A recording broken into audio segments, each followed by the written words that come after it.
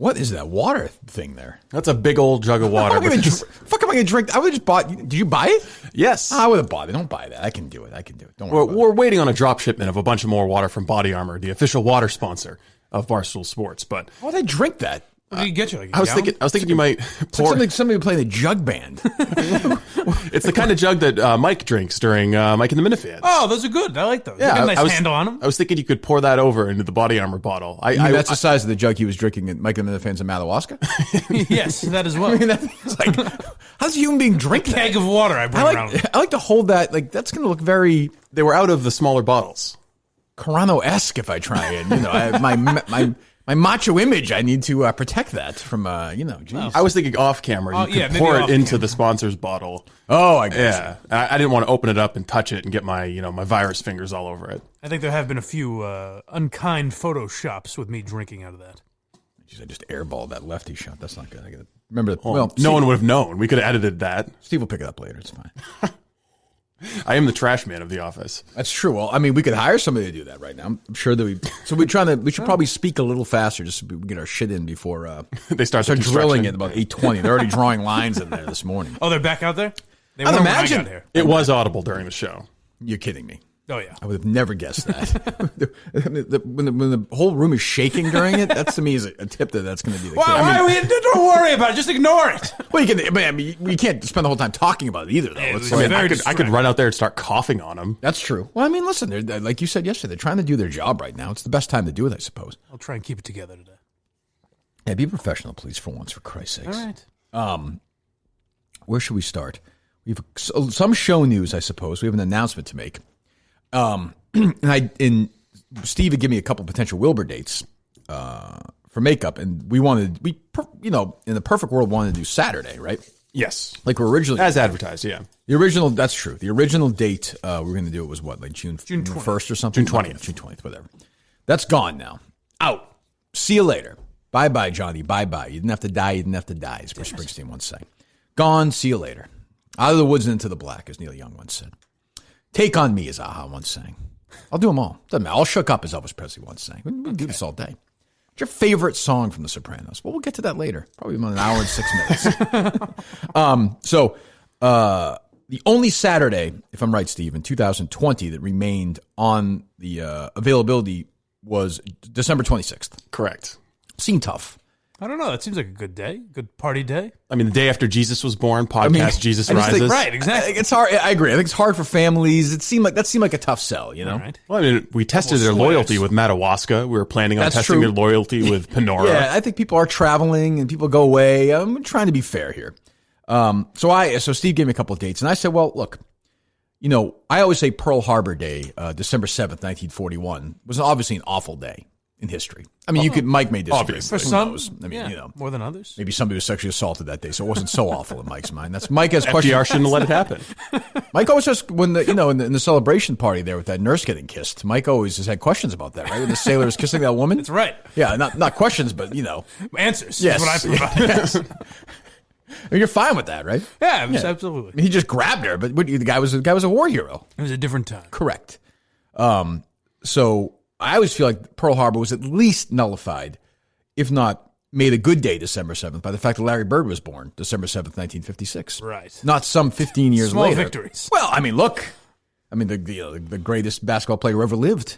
I feel like it would take a little while for them to balance out, but once people realized it and to me, back, the 5 best basketball players of all time, I don't even have the argument. Bird, McHale, Stockton, Nowitzki, Dave Cowens. Steve Nash is 6th. Yeah, he's in the top 10. Okay. Certainly. Yes. Ryan Scalabrine? I put Scal 8th. I put Scal the entertainer / player 8th. It moves him up a notch, yes. Right, when you take the whole package. Yes. It's an entertaining guy. Yeah. I have my list of players. That's the stuff I love. We can do this stuff all day. George Mikan? Calls on. George Mikan was a really good player. Really good player. Would still be good today. Like, I think, Bob Cousy today. I'm not saying Bob Cousy a player then. Best Bob point Cousy guard, yeah. today, living today, is a 92-year-old. I think he'd be one of the 3 or 4 best players in the league. Yeah, certainly. But yeah, I mean, please. It's an interesting take. Yeah, Marone with these guys today. Yeah, I know Cousy supports Trump, but that's a whole different. He's a vile man. Yes, he's the worst. Take a statue. Remember that? Yeah. Take his statue. What was down. that? What did he say? He said that he was actually careful about it too. Yeah. Cool. There's actually a book. I want to have the author on the old show, on the old podcast. Gary Pomerantz, I think his name is, and it's about the Russell Cousy relationship. And it's actually it's a really good book. I think it's called The Last Pass, maybe. And it's really basically about Cousy. And Cousy's a really interesting guy and a thoughtful guy. And he wound up becoming friends with is it Brian Stevenson? Is that the guy who wrote Just Mercy? You know, the book that was a huge hit. It was just a movie with Jamie Foxx and Michael B. Jordan. Oh, okay. Yeah, not Mike. A couple of months ago. Michael Jordan, the basketball player, by the way, does crack my top 600. Oh, good. He does. Well, maybe the documentary will shed some light on it when that comes out. Yes. You'll learn a little more about him. I'm going to guess in that documentary, Jordan's really competitive. Yeah. He left for a while, came back. Phil Jackson's was not like your normal coach. He's a little more philosophical. See, that's my fear about it. But you know what also? They had a bit of a wild card at some point. Yeah, that's what I worry. If they get into the gambling stuff, then it'll be interesting. But I don't know if ESPN will do that. I mean, the 30 for 30 seem like a different... They'll get into more shit than ESPN Just remember the NBA games are played on ESPN. I know. But you know what? You know what it is, though, honestly? Like, it's new footage. Like, it's just footage. It'll be fine. It's fucking... For people, I'll watch it. It's just something to watch. Yeah, I'll have no interest in watching if they don't get into the gambling stuff. Yeah, but I mean... I kind of know everything. True, but I don't mind like old. Just it's something. Like I like the Pistons one, like stuff like that. I'll watch it. Yeah, it's because it's my wheelhouse stuff. Those Bulls teams were, they weren't great, man. Their best player, if you look back to those teams, probably John Paxson. I would say. You think so? Yeah, I think so. I think really, probably. I think weird. He's or Kerr. I mean, I would say those are sort of. I say Jordan and Pippen. You always say Jordan and Kerr. I'm a Wennington guy too. There's sort of the heart and soul of those. Again, I mean, obviously I hate Australia. Yeah, but I do appreciate Luke Longley. And what he meant to those teams. Certainly, he should have won MVP two or three times. And they were kind of a coach-led team. Like, Phil Jackson really ran the show, Oh, for sure. Yeah. There's some coaches like... Cerebral. He was a cerebral guy. Like when the Celtics won with Bill Fitch, that was a coach. And then Casey Jones came in, the players kind of took over. It was a weird thing. Like Walton, the big three. Bird, Walton, and McHale, I always say. You know what I like about Jordan, though? He was articulate. I've always said that. He spoke well. Yeah. Very well spoken. Cousy, by the way, said that getting the Presidential Medal of Freedom was so extraordinary because it was given to him by the most extraordinary president of his lifetime. Yes. And he said he used the word extraordinary for a reason. He didn't say that necessarily meant good or bad. It could be bad. But he took so much shit. I mean, there were a couple of people, it was idiots on Twitter. Boycott Cousy. They were saying, take his fucking statue down, the Holy Cross. Anyway, so yeah, I would suggest that book. Go find it. It's good. So anyway, to me, that's a wash, December 7th. Okay? Right. So 9/11, September 11th, 2001. I'm with Francesa. Bad day. It was a rough one. Yeah, not good. Not good. One of our worst, you might say. Yeah, for sure. Absolutely. It was up there anyways. Yeah. I mean, Trump saw people. What did Trump see people doing that day? What lie did he tell? I forget. I don't know. I said some lie. All I remember is right immediately afterwards he was bragging about now having like his building went up the rank of tallest towers in New York, like a day later. I was in there in the rubble. So I figure why not counterbalance it and give people something to remember in a good way on September 11th. Yes. So September 11th, 2020 is the rescheduled Wilbur Day. I think this will wash everything away. Yes. Never forget. Well, too late. It's going to be called Time to Forget. That's what we're going to say underneath it. Move on, assholes. Let's go. Yes. So a little September 11th, 2020. Thank God. Like it was next year. It's the 20th anniversary. That might be a little tough. I don't think I'd want to be like, a somber day. Yeah. I don't the logo is just you leaning on one of the towers. Right. It's only one way to get to really grieve this. Ladies and gentlemen, Matt Carano. So as of now, and it's locked in right now, but I would still call that. I'm not 1,000% confident that's going to happen that night. But really? Well, I mean, who the fuck knows? I think we're going to be back in business by summertime. Okay. I think we'll be looking at June 20th and saying, "I wish we. Why did we even move?" I think the coronavirus is calling the shots here. I don't know. Well, I know that, Steve. I mean, what do you think? We're just moving it for the hell of it? No, I'm saying even in September. Yes. Well, I mean, I don't know. I mean. The Fauci man says we'll be taking vacations if we all stick to our orders. Oh, he's doing that better than us. Yeah, that's right. No one. Fucking swish right there. So yeah, September 11th, 2020. That's a Friday night, unfortunately. But that's the best we could do. No, that's not. Yeah, that's what I thought. I mean, Steve did pretty well. I mean, that's. I do December 26th or pushing it into 2021. Well, the other thing about December 26th, I also thought about was, it could fucking snow 20 inches that day. Yeah. And then people traveling are fucked. True. We'll have to do the show, But there'll be people who can't make it. Well, that's not. I mean, just that it's the day after Christmas. There were going to be people that couldn't make it. Well, I know. Oh, I know. But I just thought, like, let's say we had to do it that day. I mean, there's also a chance it could just be a complete disaster. I mean, I think people around here would go on December 26th if you're local. Sure. I mean, people were around, but that seems to be asking a lot. So September 11th. 9/11's the day. Everyone's free. 9/11's the day. I think so. Yeah. Oh, we'll do a bit to start the show. Don't you worry about it. Excellent. Yeah, we got. We'll have Elvin come out and give his conspiracy theories. Then our new character, Isis Mike, will be a big hit by then. I'm not even worried about it. Now, does this force Mike to rewrite his opening stand-up? Could be. We could do a whole bit some... where Mike is like, I'm like this sort of bored, like flight instructor, and Mike knocks on the door, and he's blind. He wants to learn how to fly and doesn't even care if the plane lands. I'm like, oh, and I'm always, yeah, sure. Take off of Logan Airport. And I'm like, sure, what's your name? Yeah, no problem. Yeah, we'll go get you.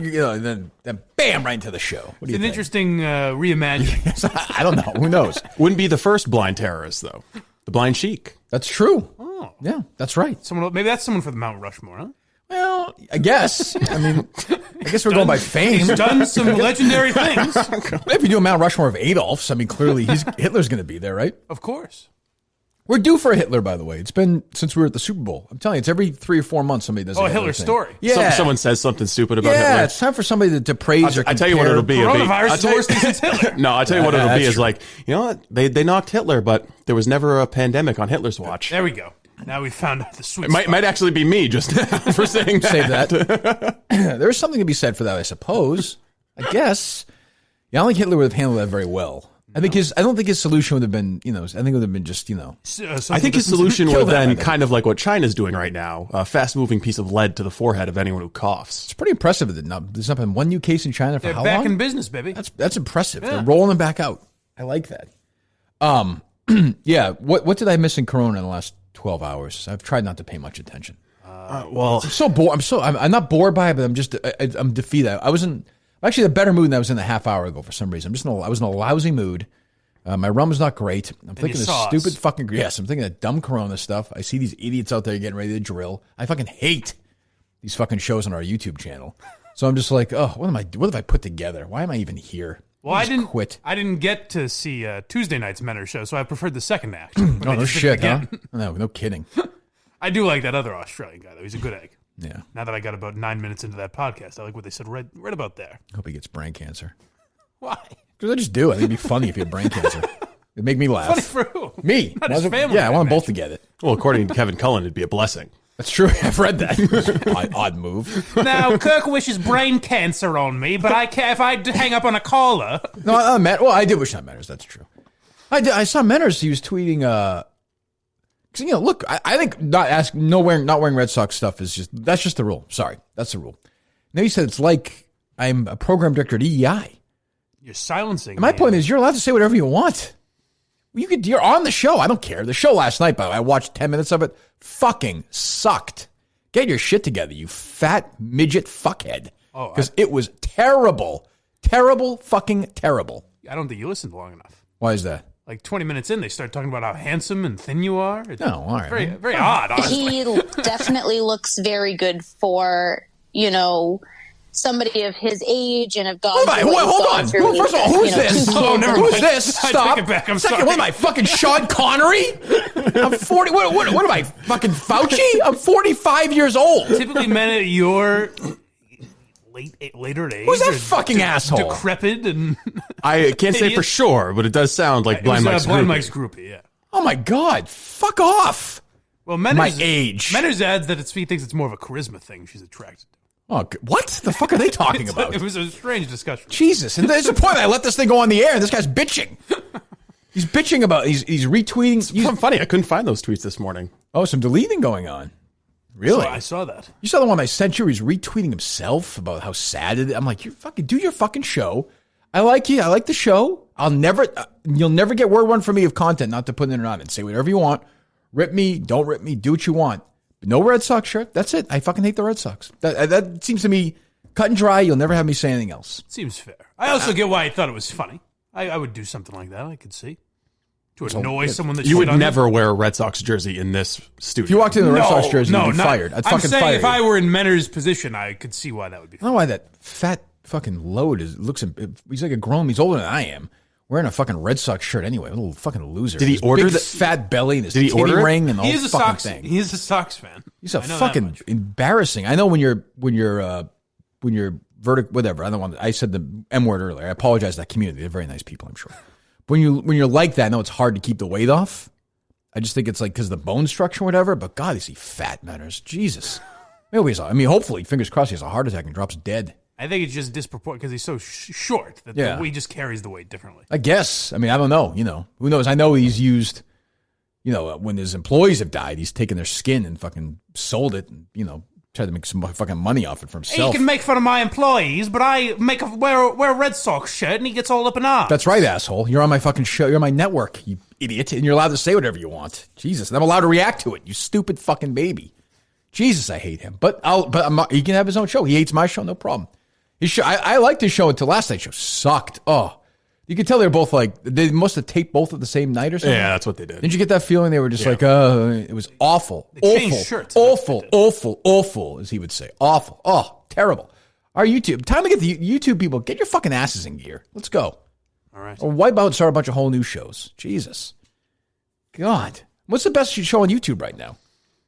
I think it has to be Elvin. I like to think Mike and the Minifans. Oh, yeah. Sorry, I forgot about Mike and the Minifans. Sure, right, yeah, of course. What's the second best one? As great as that is. What's the second best one? I like the Mincel Boys, and I like... Yeah, they're good. They're good. They're doing a good job. I like Quantum Week. Yeah, they're good. They do a good job. And I like the Conspiracy Guys. The Mincel guys really hustle. Like, getting the Zonker interview, I think, was pretty good.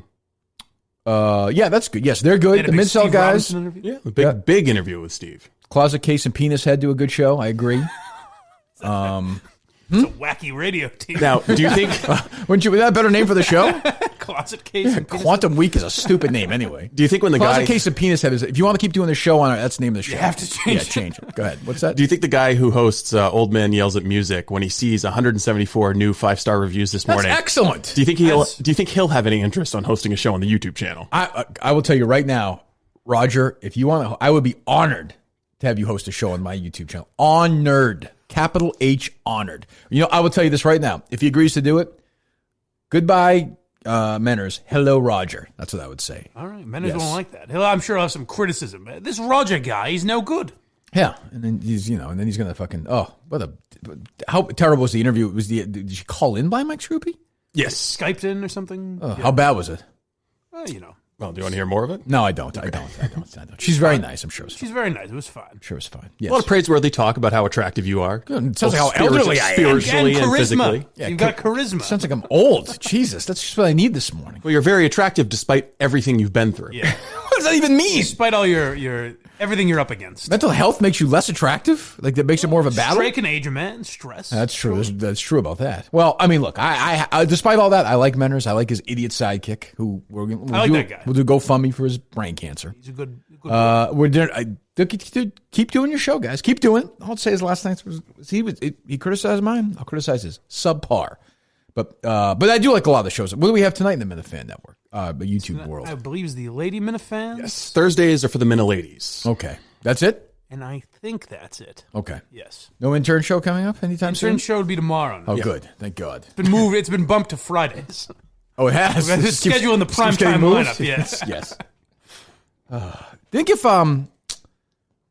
Think Linda Tripp would be played by a man if SNL was still doing sketches?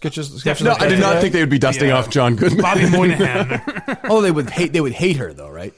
Yes, they would hate her. She would be an enemy of the right society. Because what Linda Tripp was doing was she exposed the fact that Bill Clinton was essentially, Michael like basically raping an employee and lying about it. Yeah, lying in his debatable. In his would you say used his power unfairly toward a underage woman? I don't think he was that powerful guy at the time. But whatever. I shouldn't say underage, but much younger than him in the position where influence may have been a factor. He was engaged in sexual misconduct at the same time he was lying about an earlier incidence of sexual misconduct. She was also an intern. He was the president of the United States. I don't think you two have ever felt love. I think that's what that was. Like I can't fuck Will or Justin or Nick. I'd like to. But I can't because I'm in charge. I'm in power. You can because you have no power. Okay. Yeah, so you're allowed to do it. I can't. You don't think there's a difference? You and Justin are fine. Jesus. All right. No, we've talked about this before. No, there's no difference. We can't have that here. Why? What's going on here? What am I missing? I mean, I think Will's probably old enough. That's true. Will's actually older than Mike. I look up to Will. Maybe someday. Are you sure Blind Mike Scroopy wasn't talking about Will when she gave her answer? Will's been standing in as Mike's therapist. For his age, he's not. What's Will, like 30? Something like that, yeah. He's actually 26 or no? Around there. He was asking me about Social Security, applying for to collect. It's weird. He was 25 the last I checked in. I don't know if he's had a birthday since then. So, if you don't know who Linda Tripp is, you may not, by the way, if you're, whatever, 25, 30, I That's suppose, true, yeah. right? I mean, essentially, she's the one who was, for some, as they say, she was a heroine who stood up for the rule of law. For others, she was a schemer for profit who betrayed a friend while posing as a motherly confidant. Essentially, she was, wired up for conversations with Monica Lewinsky. Yes. Basically. After talking with her book publisher. I would say she didn't handle it well. But, this was a time when a woman, and she seemed like she really had a tough last few years. She was treated for breast cancer in 2001. Yeah. Died yesterday. It seems like, this is not a woman who, I'm trying to remember how Coach's daughter on Cheers confronted Coach. And Coach said, "You look just like your mother." And she said, "Well, Mom was never comfortable with her beauty," is what she said. That's right. I think Linda Tripp probably struggled with her looks, I would say. So back then, you could mock people like that. Like today, although, you know what? I don't know. If it was Republican, they might do it on SNL. I mean, they didn't Republican, yeah. They didn't pretend to, like Sarah Huckabee, they weren't afraid to make fun of the way she looked, That's true. I mean, they have a guy playing her. Yeah, they didn't have a guy playing her. It would have to be, I think, an already reviled character. It would have to be like Kellyanne Conway or Sarah, someone they already make fun of. I think if they have a guy, then they get the article from some left wing blog about how this is setting back the trans community, 3 decades. And they might just not be able to do it at all, I guess. True. John Goodman played her. Is there? Yeah. So. Oh, was what's that? Was it a nice portrayal? I don't remember it being a flattering portrayal. Yeah. But you're right. SNL probably. Well, Mike can talk about that with Shane Gillis. That's tomorrow when you talk to him, or next week, I think so. Next week. Yeah. Okay. Keep pushing it back. Yeah, it's a little strange how that's working. It's weird. Well, his Wi-Fi is not great right now. Is that what he's saying? He's gotta wash his hair. He's traveling to Arizona, and it'll be better when he gets there. There's a lot of people traveling right now for sure. Yeah. He's got a bunch of stand-up dates he's doing. Is that Yes, what you're maybe saying? that's what it is. Well, I'll ask him about that next week. I've not heard from the lights camera guys. Is it not happening tonight? I haven't been in the middle of it at all. I assume it's going forward. I don't know. I think Jeff D. Lowe will send you a link or something. It'll be just StreamYard. It'll be the same thing that we did with Bicentennial Man. So I probably don't need my earbuds for it, right? How did you watch Bicentennial? I think it'll probably be a smoother experience if you do use okay, earbuds. but I'm gonna have to watch the movie though. Yeah, you could go one in, one out. That's what I did for. I don't like that either. Bye Man. What? Bye Man, as we call it. Bye Man. I'm concerned. Yeah, okay. It's 8:30 though. That's what I'm concerned. I have major concerns about that. Major concerns. And that's about that. That's a 2-hour movie, right? I'm not going to reach out. If they reach out, then I'm fine. I'll do it. But I'm not going to be proactive. You're hoping they don't call you. Yes, I'm hoping that they schedule Good something. strategy. Yeah, I mean, I'll play along. I like them and everything. I'll do it if they ask. But geez, where do I go first here? What reads first here, Steve? Is it coffee or Dr. Sheffield's? Dr. Sheffield's. All right, give me a second here before I get into Dr. Sheffield's. All right. Well, we know all the flavors: extra whitening, peppermint, sensitive care, charcoal, cinnamon, kids strawberry banana, kids mixed berry, kids chocolate. We got a bunch of texts from the Sheffield people yesterday. Was there anything we need to be covered here for that or no? No, they're just still happy, and the deal is still the same. It's $1 off at CVS, Walgreens, pharmacies close to you, Rite Aid, whatever. Yep. And 10% with free 2-day shipping if you're an Amazon Prime member. Excellent. And you order online. Great. And Chili's is also available there. So you go to Dr. Sheff. I'm not. Only if you sit there today for lunch in restaurant seating. Give it a try. Yes. Yeah. If I ordered if I stop somewhere, whatever, like Dunkin' Donuts, and I got a muffin or something, can I stand at the counter and eat it or no? No. Okay. I'm not going to. I'm just curious. What are the rules? You got to take it and run. Yeah. May I stand here and eat? Will you watch me eat this? I'm just curious. I don't know. I mean, yeah, it's I always say, when I go for my run in the morning, I always see these older guys, these 3 or 4 older guys would always be at Dunkin' Donuts. Every morning they'd be talking, having their coffee. Those guys must be so upset now. Yeah. Because they're not FaceTiming. They're not doing that.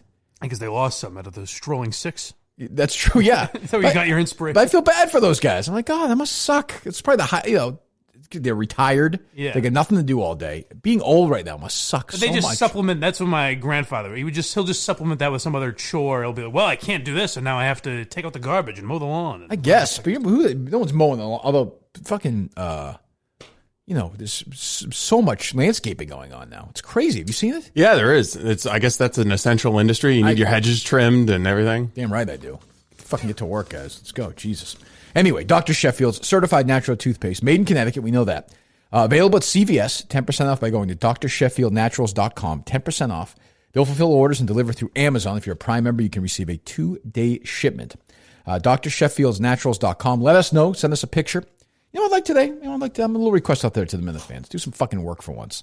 I'm doing everything for you. How about some nice videos of people brushing their teeth? Wouldn't you like to see that, Mike? Seems innocent enough, sure. Steve? I think that's good. Be creative, too. Be creative. That's what I'd like. Okay. And the one who most creative, they'll win a prize. Interesting. I don't know what the fuck a prize will be. A retweet from Kirk Minifan. There'll be nothing. But Mike, come on. Your heart used to flutter when I'd retweet you. I do. I was being genuine. It was very exciting. You got a retweet from Blind Mike. That's what's going to happen. Yes. Now, if I get a retweet, I think, oh, what did I say? what wrong did I do now? You got a retweet from Dave Portnoy's fake account that's very exciting. Fooling everyone. Yeah. Fooled my brother yesterday. He's like, did you see Portnoy shit all over Mike on his Twitter? My girlfriend did the same thing. I pulled over. I was like, what? Would have been very exciting. Yeah, well. You really have $2,000?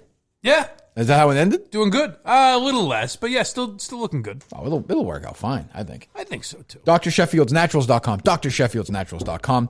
Again, save 10%. Go there. Get the best toothpaste in the world, the official toothpaste of the Kirk Minifan Show. So do that right now. drsheffieldnaturals.com. Send some videos. I want to see some people brushing their teeth, getting clean, being happy. Healthy, happy smiles. Let's do it. All smiles here. It's our new show slogan. All smiles. All smiles. I think so. I like all that. Smiles all the time. I thought we don't need to really pick through it too much because I feel like it's 10 years old now. But I wound up listening to most of it.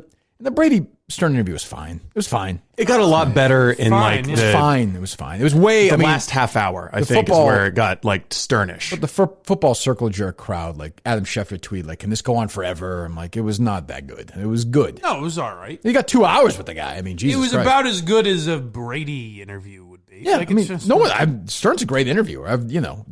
One of the best ever, of course. But But I mean, there's nothing I memorable still- from the first hour of the entire thing. I don't think there's anything memorable anyway, really. Even like the Gronk thing, like just the way Stern.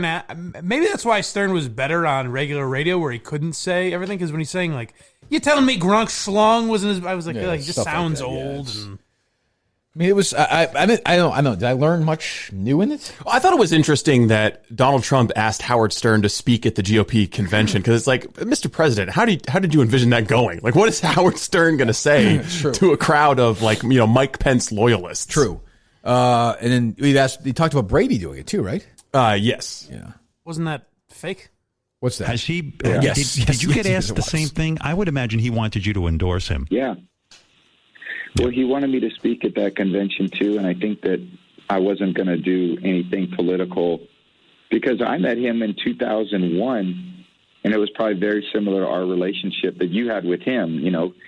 Like I met him in 2001. In 2002, he asked me, after I won my first Super Bowl, to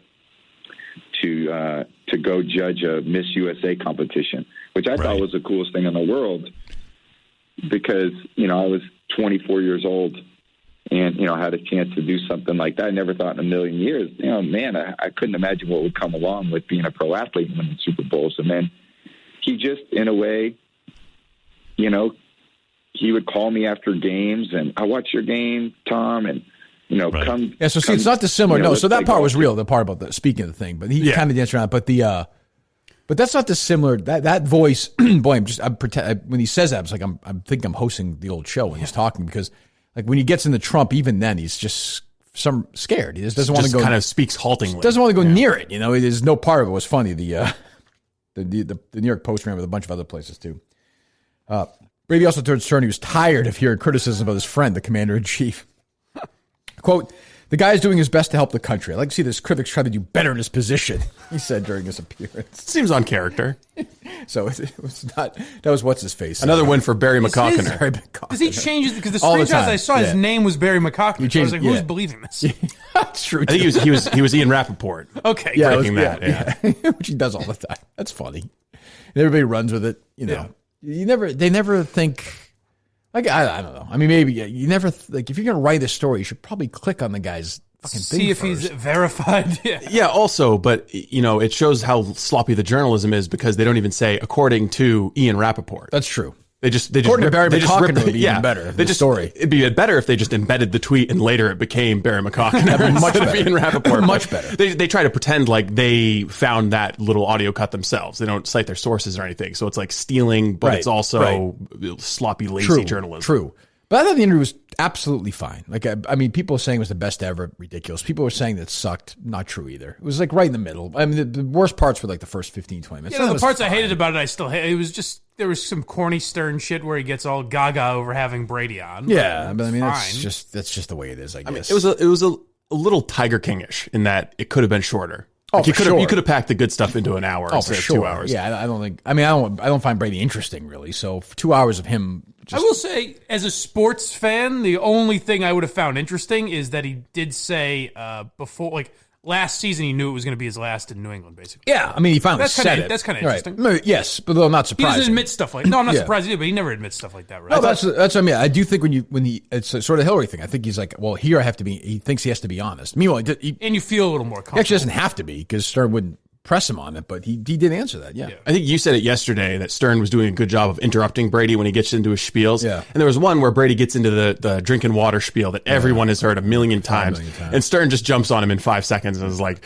but what about that time you got hit in the nuts and it grew to the size of a grapefruit? Right. Yeah. No, and he clearly had Gary give him some notes or whoever because he had questions, Stern's a great interviewer. There's no question about it, but I mean, people don't think he's doing the prep work for it, do they? He knew he didn't say it by name, but he knew like that Seth Wickersham story, which is like, there's no way Howard would have known No that. fucking chance. So Well, he definitely knew the Trump stuff on his own, like Trump trying to set Ivanka up. I bet he follows that. Well, yeah, he knows, but he knew Trump. Yeah. I don't even know if he knew that Ivanka setting him up thing. I think that's in notes. I think that's in notes. He knows Trump, but I think, Stern has people who do the research for him, which is fine, but I think is also, I don't know. It's kind of strange because then you don't know. I don't know. It works for him, so it was fine. Not terrible. I don't know. It's the longest interview Brady will ever give. Oh yeah. I mean, you're never gonna get him like that. Get again. him on Alex Guerrero or whatever, True. whatever he's fighting. But I didn't think it made some news, more news I thought it would. Yeah, Stern was trending on Twitter, which he never is. For any reason. But I mean, it's kind of easy to make news if it's non-coronavirus at this point. But he wasn't on to promote anything, right? Not really. Didn't seem like it. Well, I mean, kind of around the edges. Oh yeah, around the edges. He was like, I don't get injured because I'm not focused on just getting big, tight muscles, and I was taking vitamins before a lot of people were taking vitamins, and that's a key to my success. And they did talk a little bit about TB12. He mentioned Alex Guerrero maybe once, I think. But no pushback on that. But it was like an undisclosed advertisement for everything he's about. It seemed like from a PR standpoint, they just figure if he goes on Stern, people will be talking about Brady, which will lead them to TB12. Yeah. He was also asked, Stern asked him, what would you do for coronavirus? What's your advice to getting us through this? And he's like, well, we shouldn't have so much processed sugar in our food. That's why. Yeah. Great. Thanks, Tom. That's why the black community is getting it in such high rates. Keep throwing the ball, Tom. Jesus. What else we got, Steve? I've got a little bit of John Goodman playing Linda Tripp if you wanted to get into that. Sure, let me hear that. Miss Tripp. You should be a solid. Oh, God. So here, you can't see it, but it's the John Goodman making the ugliest possible face he can. Everyone claps. No one understands. No one understands why you did what you did. You betrayed your friend by taping private phone conversations. I don't want to talk about that. Not because I think it was a horrible, gutless, soulless thing to do, but apparently it's against the law in the state of Maryland, and they want to prosecute me for it. Big time. All right, there you go. It's amazing. That made me think I'm not going to sit here and be like, oh, it's not offensive, but it's just funny how they've changed. Yeah, and just how. No. I mean, I think it's funny. I mean, Goodman is a great actor, and by these standards, it's not good actor as The Rock? correct. I would say better. Who would you say if I gave you 3 names? Okay. I don't like the movie talk here. I don't like the direction this is going in. De Niro in his prime as an actor. All right. Nicholson in his prime as an actor. Or Dwayne in his prime as an actor. It's tough. I mean, are we going by their just pure acting theater? skills? Pure theater? Whatever you think. However you define that question. I would have to go with Nicholson. You go? Oh, Nicholson. I would go one? with Nicholson. Rock yeah. 2 or De Niro 2? I would go Nicholson, De Niro, Johnson. But it's close. Oh. Yeah, well, I mean, Johnson is clearly, he's the highest billing actor He's an ever. So there's some He's degree an of success up-and-comer. there. But I also will admit he plays the same character in every fucking movie. You don't think The Rock would be good in Goodfellas? He In De might Niro's be. role? I think I see him more as Leota's role, I guess. I guess. You He know? could do that maybe. I think think those that guys might have some issues with him. He's not 100% Italian. You know? I don't think that he's found a role yet where he can really Neither's spread De his Niro, wings. though, in that movie. That's why it true. can never get made. Right. It's Irish. He couldn't theatrically spread his wings in any of these roles. I mean, he was impressive in Jumanji, though. You have to Which admit one? that. The first one or the Impressive second in one? what Both of way? them. Both of them. I like the Jumanji movies. There's some good acting in both of those Jumanji I don't movies. think there's good acting in it, but it's good Oh, entertaining. come on, Jack Black. Oh, I'm not a big Yeah. I don't You like know, Jack when Black. Kevin Hart and The Rock get together, I I'm just not a think big it's Jack. magic. Jack Black does No, nothing but for when me. all of them are having to play like they're Donald Glover or a 16-year-old, not Donald Glover, Danny Glover. Danny Glover and a Very 16-year-old racist. girl. Really? I No mean, that's I think Funny? shows their acting chops. Yeah, it was funny. The first time you see it's funny. What the 80th time in that movie? Jack Black has not been in anything good since Jumanji 1 and Thunder, Jumanji I 2.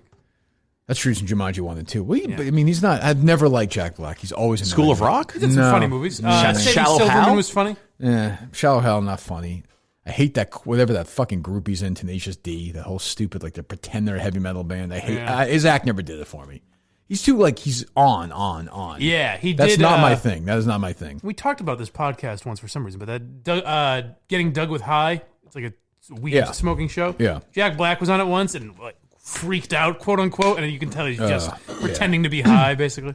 Yeah, that stuff doesn't do much for me. Like the character. But I mean, it's true though. He's been in some shit movies.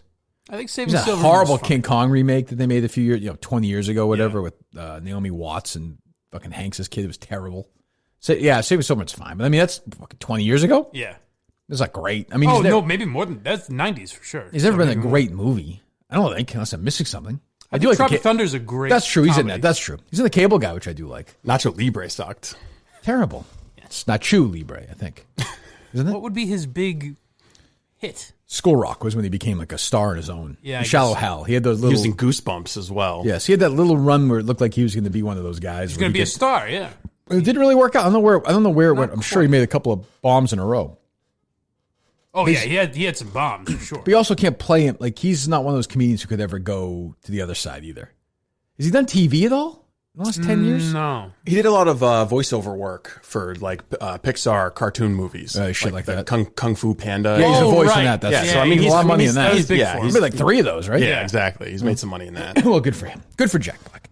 What else do we have, Steve? Well, Bernie Sanders dropped out yesterday, one day after they brought Officially everyone over. to the polls in Wisconsin to shit. share Killed coronavirus. people like, left what and the right. fuck? If you went out just to vote for Bernie It's so Sanders true. yesterday in Wisconsin, what the fuck are you So thinking fucking right dumb. now? That's so dumb. It was the most predictable disaster. I mean, the people are out there saying, no, this is really awful. I can't believe they're making us come out to do this. Well, stay the fuck home then, right? Really? You think it's that important? What was the final tally in Wisconsin? I didn't even pay attention to it. I didn't even look it up either. All I was thinking about was assume him Biden dropping rolled, out. right? Yeah, I think Biden won. Yeah, I'll look it up now. So, and then Bernie drops out the next day. He's waiting for Wisconsin or something. Like, what Birdman the is fuck? gone. Very sad. Apparently, he'd had a bunch of phone calls with Obama over the last week, and Obama was like, "Hey, man, you should probably drop out." What does it matter?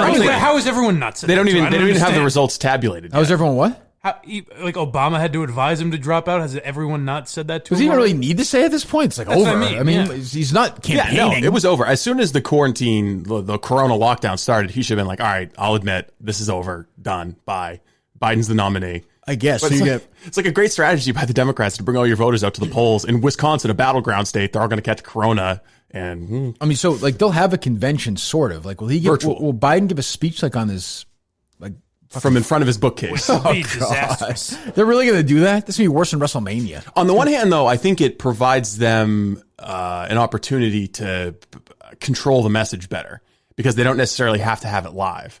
They could have it pre-recorded and edit out any flubs he makes, and then just broadcast it like it's live. I suppose. I guess. What do they do now if he's just not well enough to run? Well, like he looks like he's on the verge of a break. Prop him up. That's not gonna, I think if it comes down to it and they have to get rid of him and there's like party insiders saying we gotta pull the plug, then I think it becomes a brokered convention.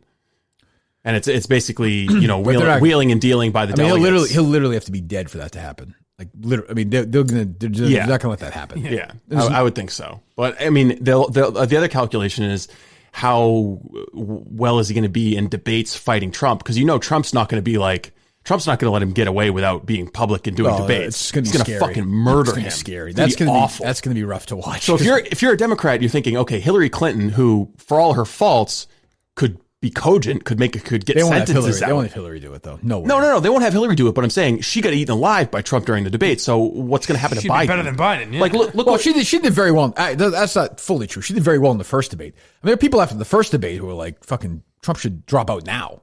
Well, yeah, but I mean, and still, if you look at the debates as a whole, I mean, Trump won them. And look at the GOP debates. I mean, Rand different. Paul, Jeb Bush, Ted Cruz, all these people are more articulate than Joe Biden is right now, and he just fucking curb stomped them. Yeah, that's not good. Menner's partner is more articulate than fucking Joe Biden at this point. I think that guy makes a lot of good points. I think you're down on him. Very lively guy. Incorrect. I'm guessing he said something kind about you, Mike. Well, that's neither here nor there. I think he's a smart, intelligent What did he say about guy. you? He didn't say anything about me. I think his thoughts on some higher ups that I work for are spot on. Yes. Yes. Okay. But I mean, who would come out of a broker convention? Not going to be Bernie Sanders.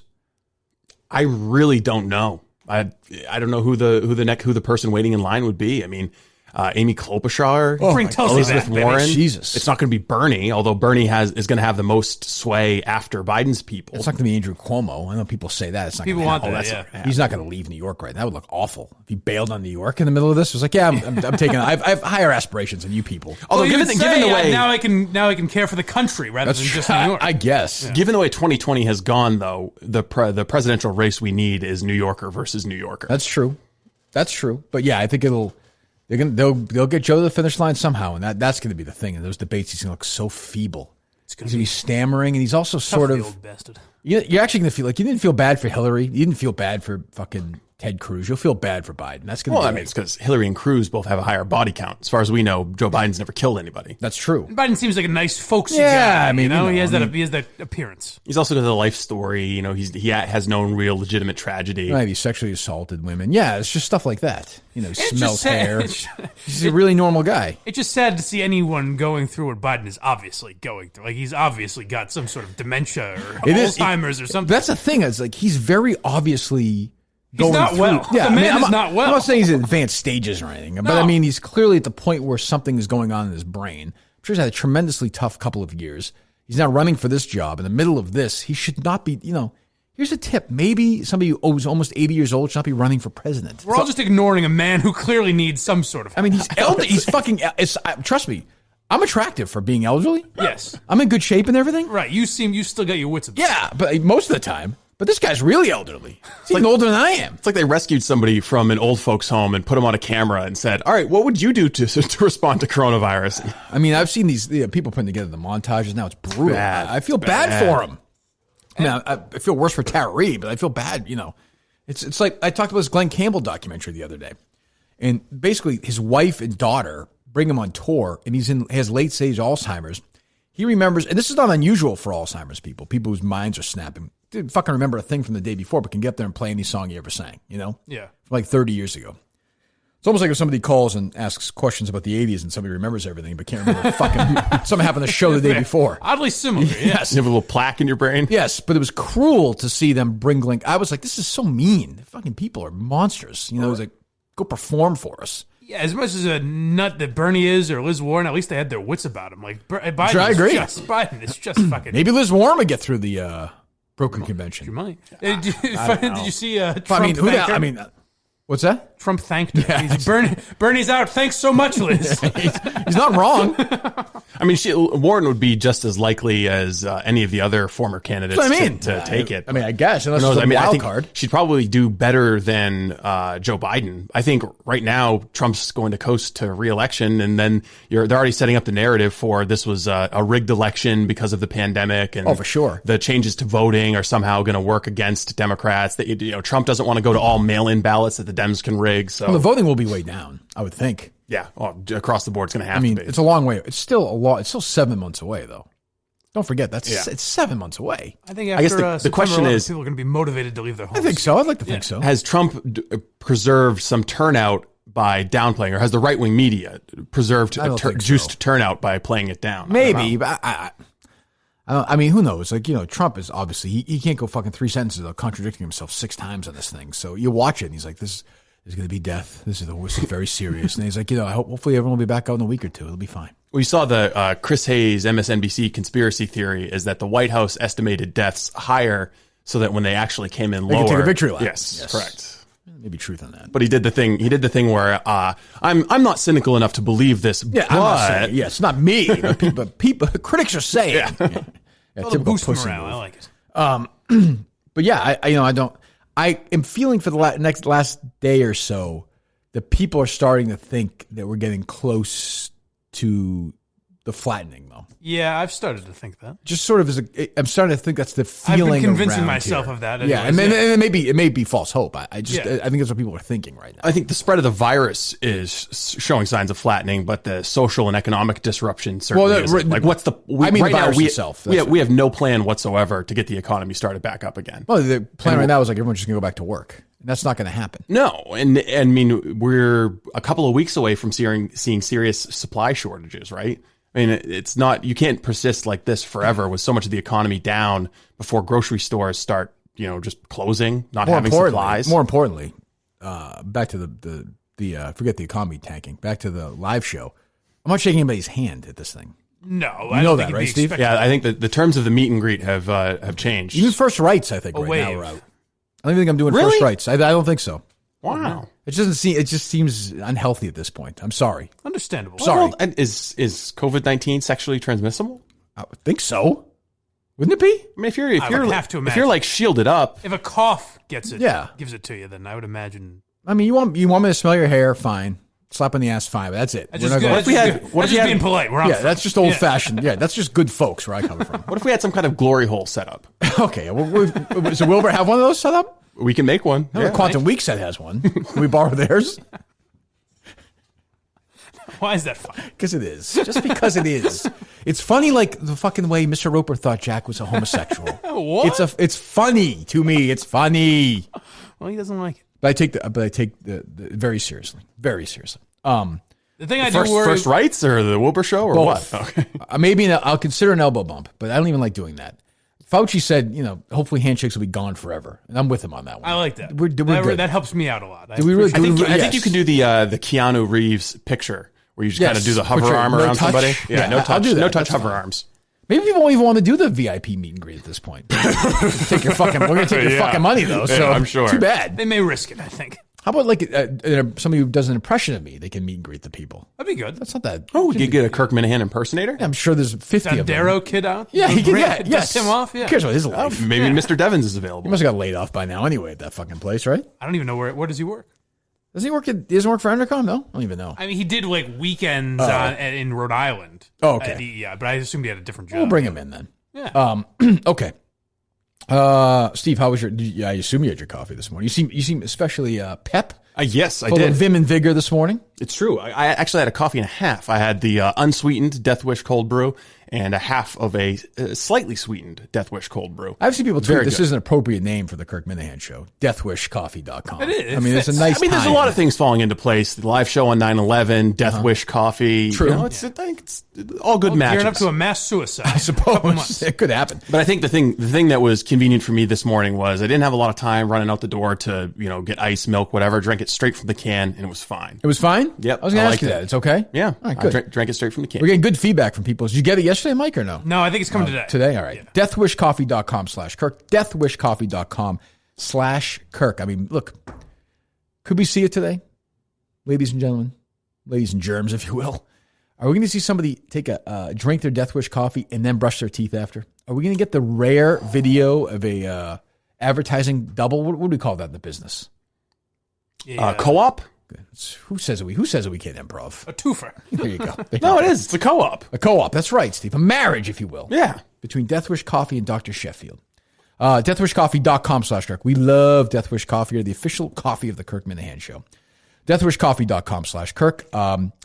If you go to deathwishcoffee.com/Kirk, you can enter to win a MacBook Pro, Death Wish Cold Brew, Barstool Sports merchandise, and a year's worth of Death Wish coffee.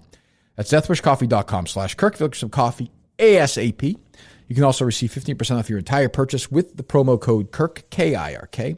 Check it out now and send us some videos today if you would, please. The fans out there, and help support a great company who's been very nice to us. Death Wish Coffee. There you go. I'm gonna brew up some of the ground coffee, and I'll come in tomorrow with my review for that. Ooh, all right. I'm looking forward to that as we wrap up the week tomorrow, right? Yes. Wow. Fucking slog. Holy cow! This week went by so fast. Didn't it fly by, gang? Slog through misery. I'm sure there'll be a bunch of breaking news stories over the weekend for us to talk about on Monday and Tuesday. Yeah. Thank God for my genius, really. Jesus Christ. I mean, I have to do this every fucking day. Every day. I think in hindsight, Madawaska, with you shaking your ass around, was just like a kind of a little teeny weeny test for the entire coronavirus. Well, we should get Mike drunk Your again, endurance. just for a show. Why not? I'm ready. Have you been drinking at all? No.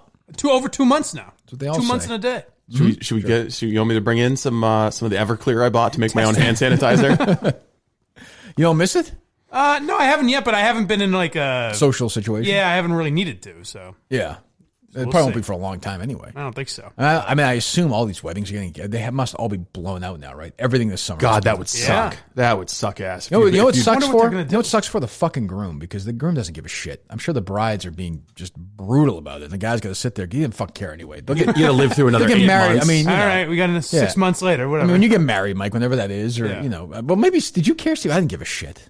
I mean, I cared. I was stayed out of invested the way. in I it. didn't In have a terms of single- planning a party. Well, for me, there was a balance between you need to be involved, but understand that you don't make any decisions. Right. Like you just need to make the effort to be like, You oh pretend yeah, to be- you those pretend to be flowers look interested. exactly. Yes. It's right in my wheelhouse. That's Yes. perfect. By the way, talking of weddings, I got a movie recommendation for you. Blow the Man Down. Not familiar. All right. Go ahead. I'm game. Let me hear it. It's a movie that was filmed at the inn that I got married at.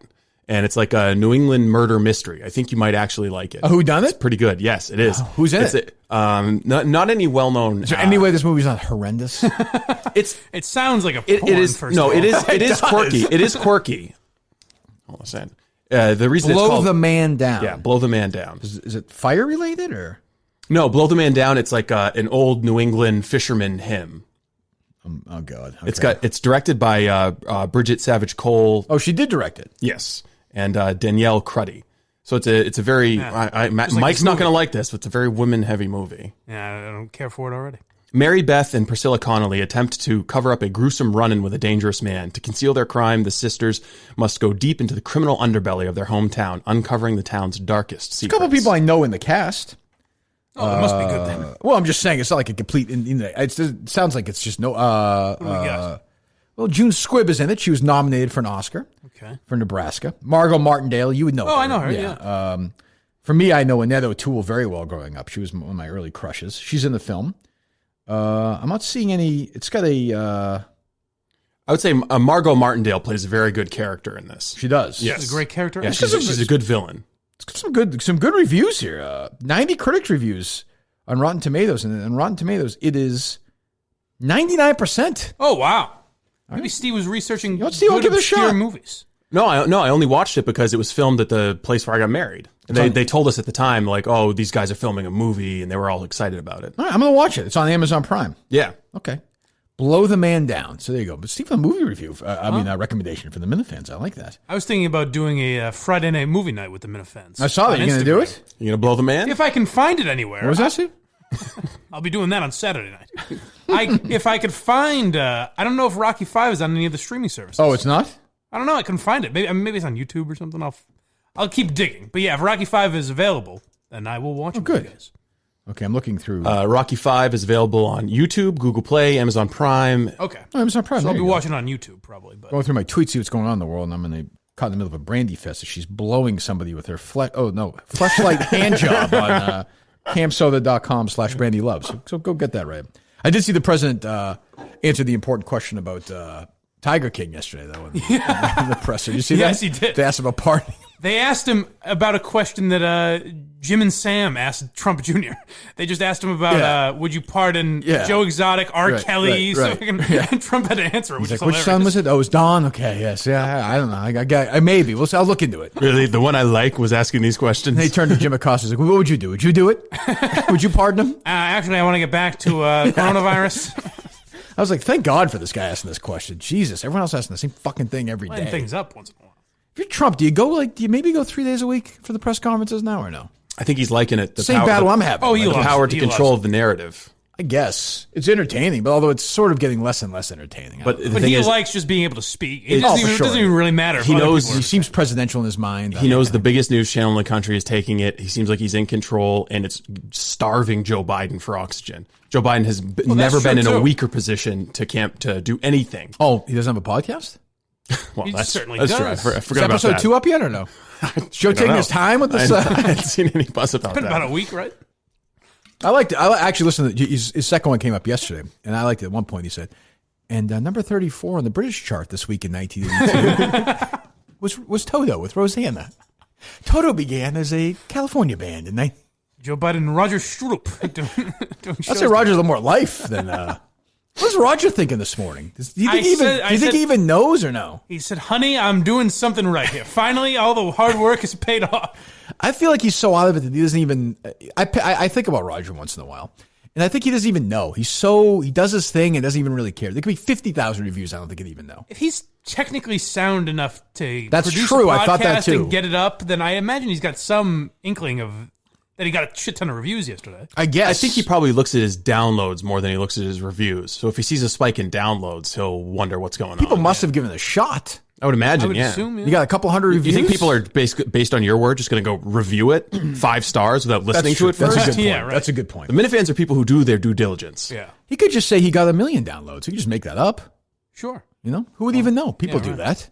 I guess. Do people do that? Sure, probably. I don't know. Who knows? You're not supposed to. Well, I know, but I think some may. Yeah. All right, what else we got, Steve? Did you hear Bill O'Reilly on Sean Hannity's radio show talking about coronavirus? It is weird. I always find this weird. I did. You find it weird that Bill O'Reilly gets invited back on radio Yes, shows? on the radio show of a guy who's on Fox News. Okay, so it was Yeah. on. So I heard the clip Yeah, only. Handy's I radio assumed it was show. on TV, and I was like, that doesn't make Well, sense. they're bring him on there, yeah. Yeah. But it's strange. It that is Hannity's odd still, though.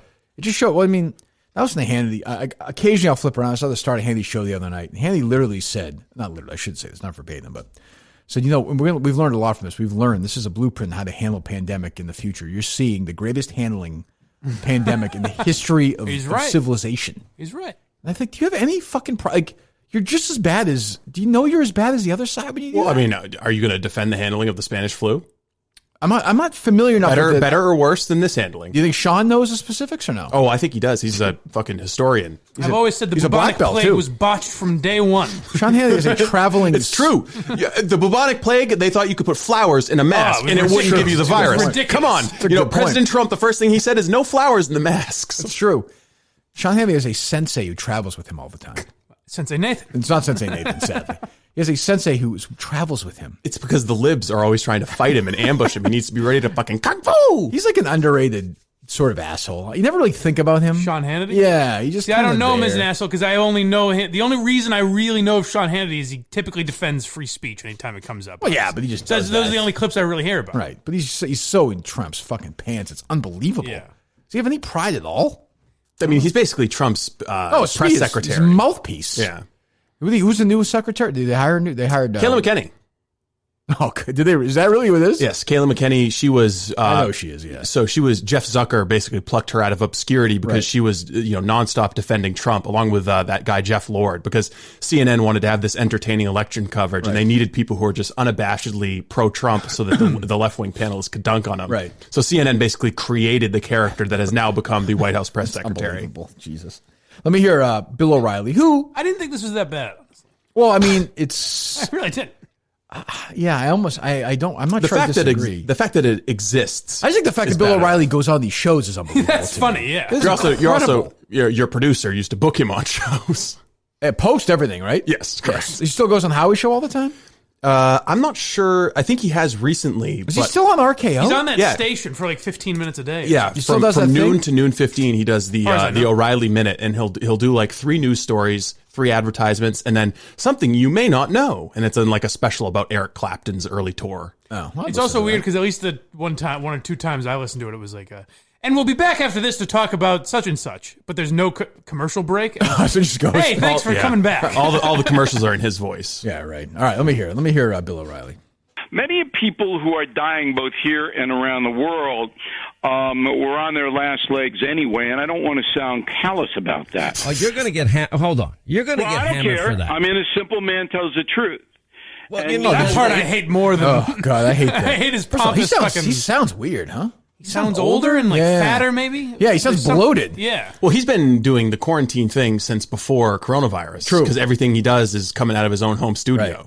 I mean, so Superman tells the truth. So does Handy follow up with all the sexual harassment stuff or no? Are you telling the truth then? I mean, that $32 million bill. What's that about? Sweep things under the rug. Your ex-wife saying that you beat her up in front of your kids. Is that true, Bill? Like when you were growling at that black secretary. I mean, all these women who said, I mean, is that true?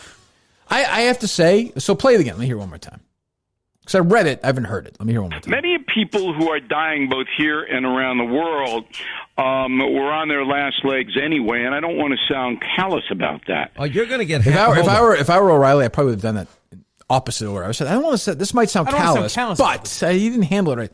But I mean, the truth is, a lot of the people who were dying were really sick. But it's just true. It affects the old and the sick primarily. This week, a 13-year-old girl died out in Colorado. Man, it's not every. Okay, he said every single case. There was a 31-year-old that died in Boston. But it's not every. Would you say that many have? Or I mean, would you say that if you're older than 45, you're on your last legs? I hope not.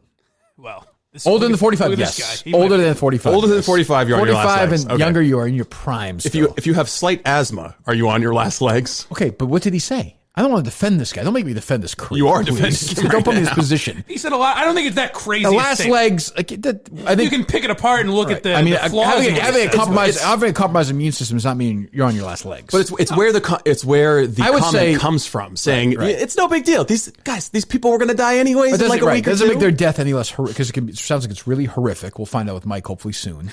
If you do get coronavirus, you'll do the whole thing on Instagram for us. I would hope. Oh, of course. Good. Yeah. But I mean, if you have a slightly compromised immune system, you're not in your last legs. But what he should have said was maybe, would you be more comfortable with some? Are we now having a semantical battle here? But then he doesn't make the comment because what he's trying to do is downplay the virus. Of course, that's the macho. That's the macho right wing attitude towards it. Like that's the I'm not afraid of this fucking thing. That's my bigger problem is afterwards like, hey, I'm just gonna say it. I'm the guy saying what everyone's thinking. Yeah, you know? that whole we're not afraid of the coronavirus thing is just so stupid. It's just dumb. Yeah, we'll walk the streets. We're not afraid. Like, what does that mean? But I think there is eventually at some point where we're going to have to say like the people that are sick or the people that are more susceptible to this, we're just going to have to deal with the fact that they're going to get it at some point because we have to go back to living our fucking lives. Yeah, I agree. Yeah, and that's going to happen. I think in the next month or so. I think people are going to finally say enough. We're fucking sick of this. Let us out. That's the only thing I was going to say about when you were saying like we might be getting closer to normal. Is that I worry we're going to jump the gun and say like, oh, they're flattening the curve or whatever, and then we go out too soon. Yeah, I mean, I think it should probably wait as long as we can. But I wonder, especially given who's in the White House, given that he does sort of tend to make emotional choices. Don't worry about it. It'd be a concern. That's all. Do you think that we should develop our own Kirk Minifan show herd immunity? Sure. Should we go out intentionally in stages catching coronavirus and recovering so that we're immune? Who should patient zero be? Well, I mean, at least essential. Right, I would agree with you. Yes, I think it's time. Well, we have to lick stuff a month ago. I don't know what happened to that. Oh, that's gone away. Well, it turns out mental illness was a little harder to lick than we thought it would be. Mike licks the Statue of Liberty. I don't know. Different parts of New York. $50,000, folks. That's it. But yeah, but that's like red meat for people to kill O'Reilly for that. That's stupid, but it's not that big a deal. That is not that big a deal. Well, and let's be honest, in the grand scheme of O'Reilly's misdeeds. Yes, my biggest takeaway is that this guy is like on. Why does Hannity have him on? He's a political expert. But he's also. I think that there's an element of the Fox News viewership that looks back fondly on the glory days of O'Reilly. Yes, on Bill O'Reilly coming and telling him what's what. O'Reilly's a great talk show host. One of the greatest. Great television. If you look at the numbers, one of the greatest. Great television. I remember O'Reilly, for me, really took off after they did that benefit concert after 9/11, the first 9/11. And they did that, the whole thing. Bruce did it. All these guys were there. It was supposed to go to the American Red Cross, I think, and there was a whole bunch of tape, and they weren't getting any of the money, or they were keeping a bunch. I forget. And O'Reilly was awesome for like a week. He brought people on and kicked the fucking shit out of them. Oh, really? This guy is great. He did his radio show for a while. It wasn't bad either, and like he was a really good television. He got lazy. He's a good talker. He's an interesting guy. He is. He's not dumb. Obviously. He also, he did work his way up to where he was. I mean, he started out in Boston. No question. He was like a beat reporter doing local crime and stuff. So he's a hard work. He did that crazy, Entertainment Tonight. Yeah, Inside Edition, whatever that was, and he worked. Yeah, I mean, he's obviously a fucking monster, but I mean, he's a talented guy. So I get. If he just retired and been a nice guy, I could see why Hannity would have him on twice a week just to bullshit for 20 minutes. But there is a weird thing where it's like, why would Hannity have him on? Because it doesn't take away. I'm sure there are some people in Hannity's audience that like O'Reilly. Oh, for sure. But if you never had him on, would anyone even fucking notice?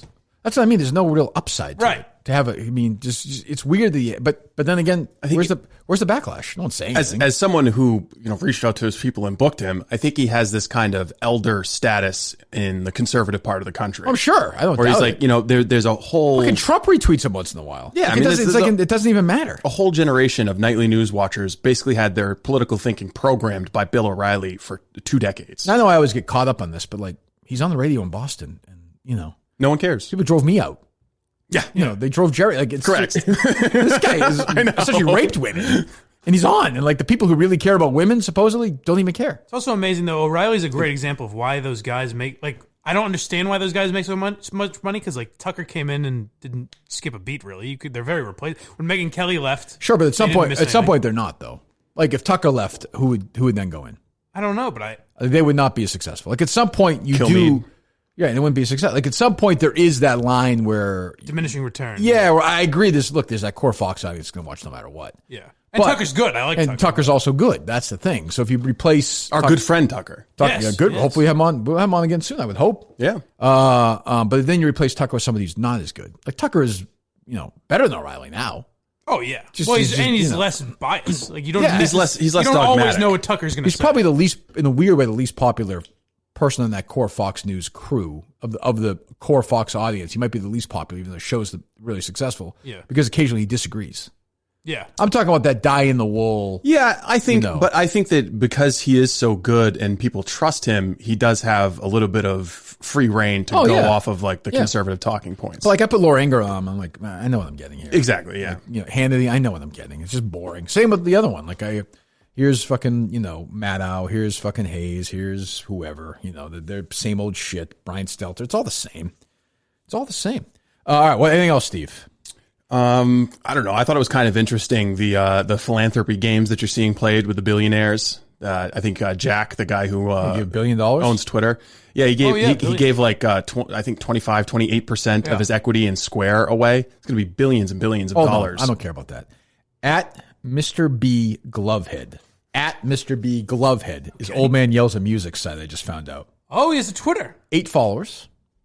It's about to change. More, yeah. Okay. It's not bad. It's about to change. Let's get him to 3 million followers by the end of the day. How do we know that's it? Does he say in his bio, I'm the host of... It says, somebody, of course, one of the Minifans reached out. Are we sure it's not a parody account that was created? Yeah, that's what I worry about. Oh, shit. That's true. You may have been fooled. Joined February 2016, it says. Doesn't mean it could have moved to somebody else. Yeah. That's true. So B-Man Glove? No, not even close, Steve. Don't be ridiculous. At Mr. B Glovehead.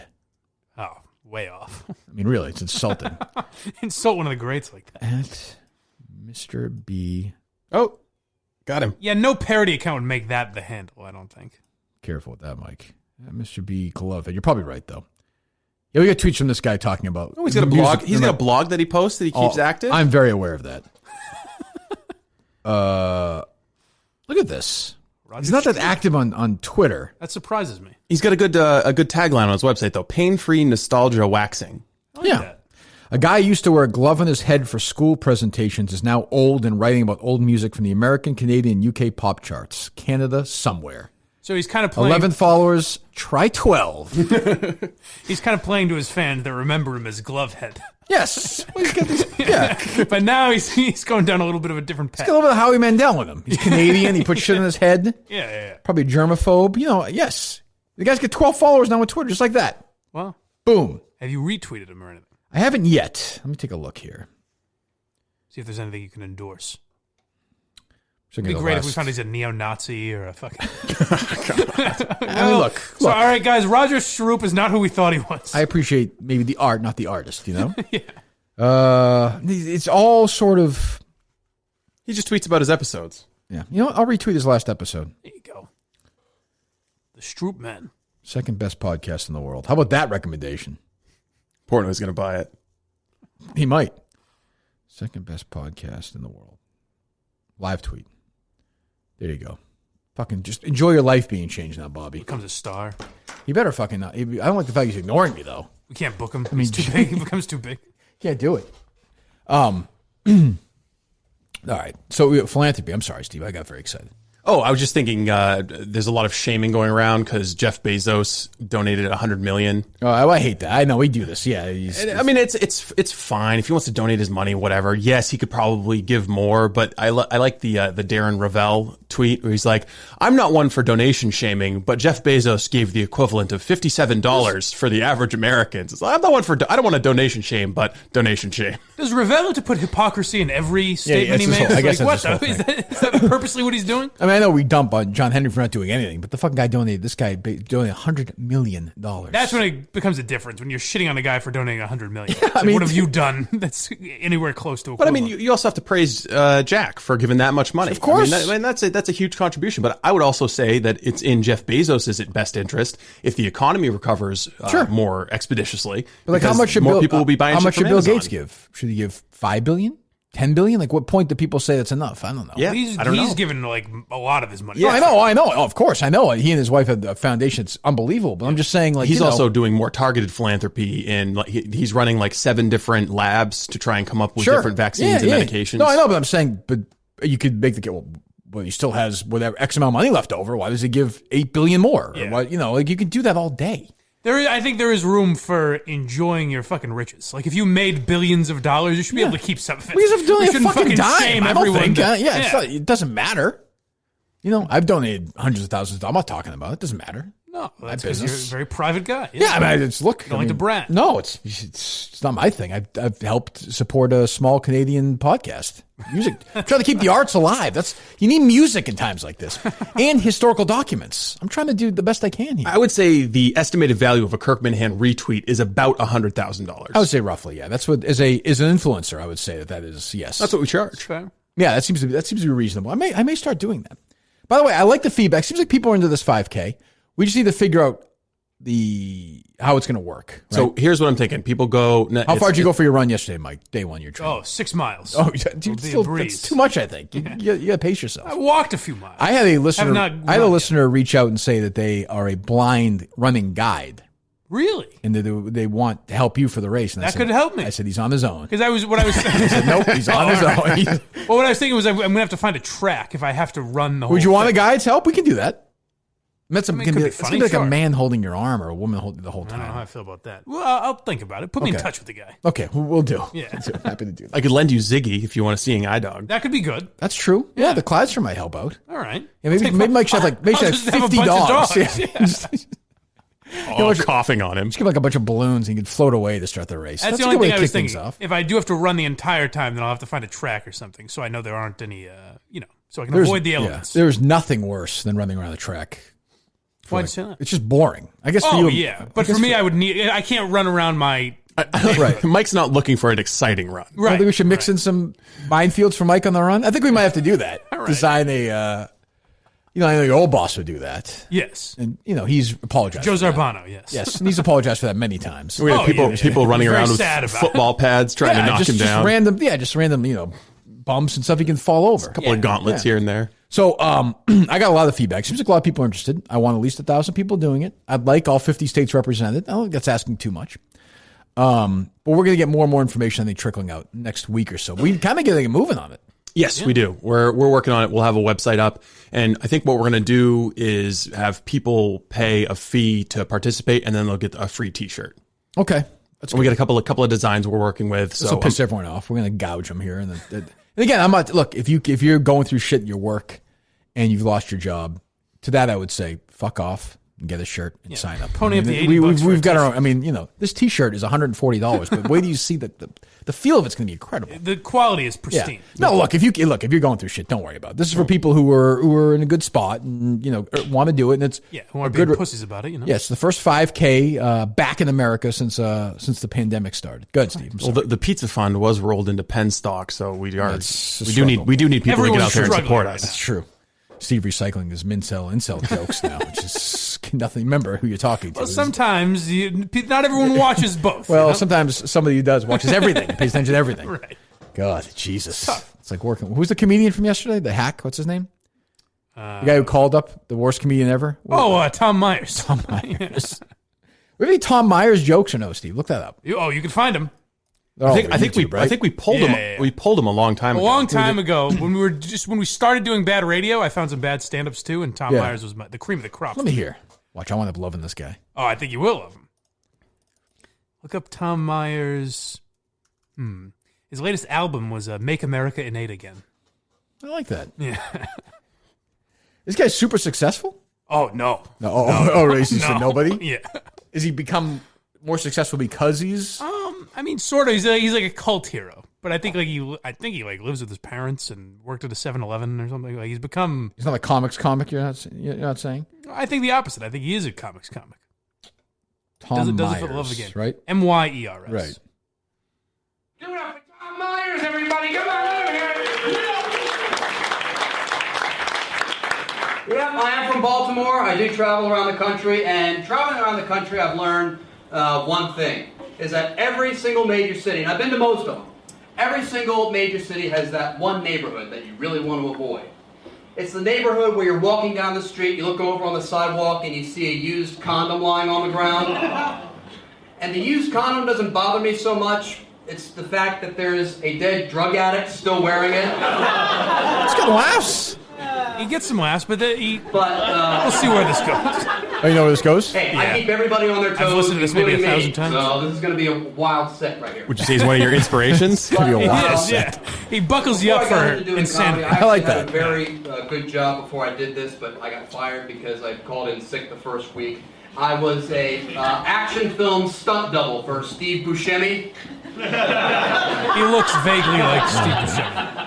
It's not and terrible. It turns out they only needed me for the scene, the wood chipper scene in Fargo. So, based on his age, that makes no sense. My options were either death or doing comedy.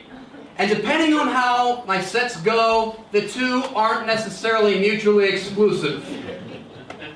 But losing the crowd a little bit. Before I got into performing arts, Hang in there, went to Tom. college. I went to a 4-year school, which means I was able to go because of federal grants and student loans and scholarships, which are federally funded, which means they come from your tax dollars. So thank you very much for the wonderful educational opportunities, ladies and gentlemen. Instead of paying off said student loans, I use all my money to travel around the country and do this. So, if the Tea Party wants a poster child for government waste, this is it, right here. All they have to do is just take my mug shots around. This is what we're talking about. Then, all of America. Who discovered this guy is terrible first? Come tell me. What's that? Come tell. Oh, okay. So the caller yesterday, I suspect, was a fellow fan. So they had him on all or no?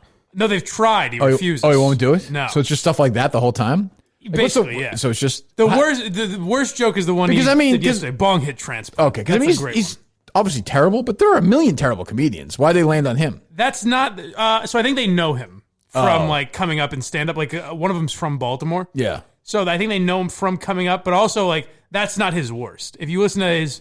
Make America Great Again is the greatest album of all time. I can't listen to. I get uncomfortable listening to bad comedy. It makes me uncomfortable. I feel bad for the guy. Well, we may do it on Drop the Mic this good. Sunday. You're good. Well, yeah, I mean, there's no audience for. But I just feel bad for that guy. Yeah, I might have to switch and not do Tom Myers. Maybe I'll play some of Tom Myers' best stuff. Yeah, we'll play. We'll let you do. But I would hate to see a comedian playing in front of 1,000 people, not get a single laugh. It'd be rough, Saying, huh? You can't imagine? Yeah, say in September or something. I don't know. You need to see the biggest tragedy ever on that date that happened in the middle of a stand-up set. Maybe my opener now. Who knows? There you go. See? That's fun. Yeah, I mean, it is weird when you go to them and you see the ones like, you go see a couple of the openers and they're just not good.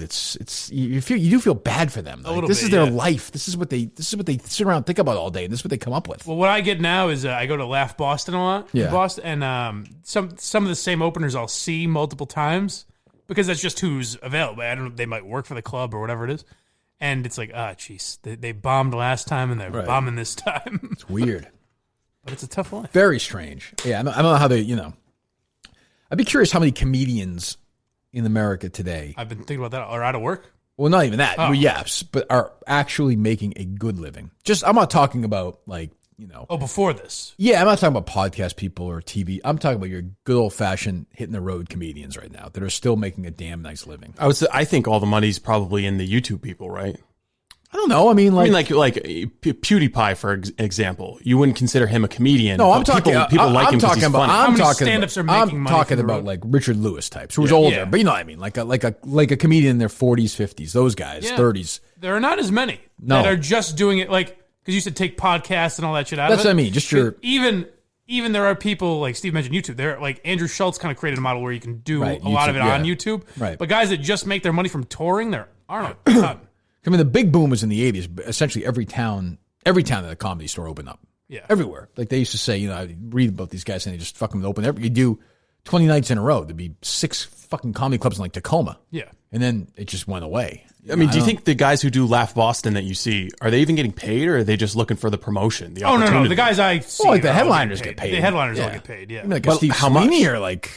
I would say even big. Like Steve Sweeney's kind of a local. Well, but he gets paid, But though. yeah. Like a couple $100?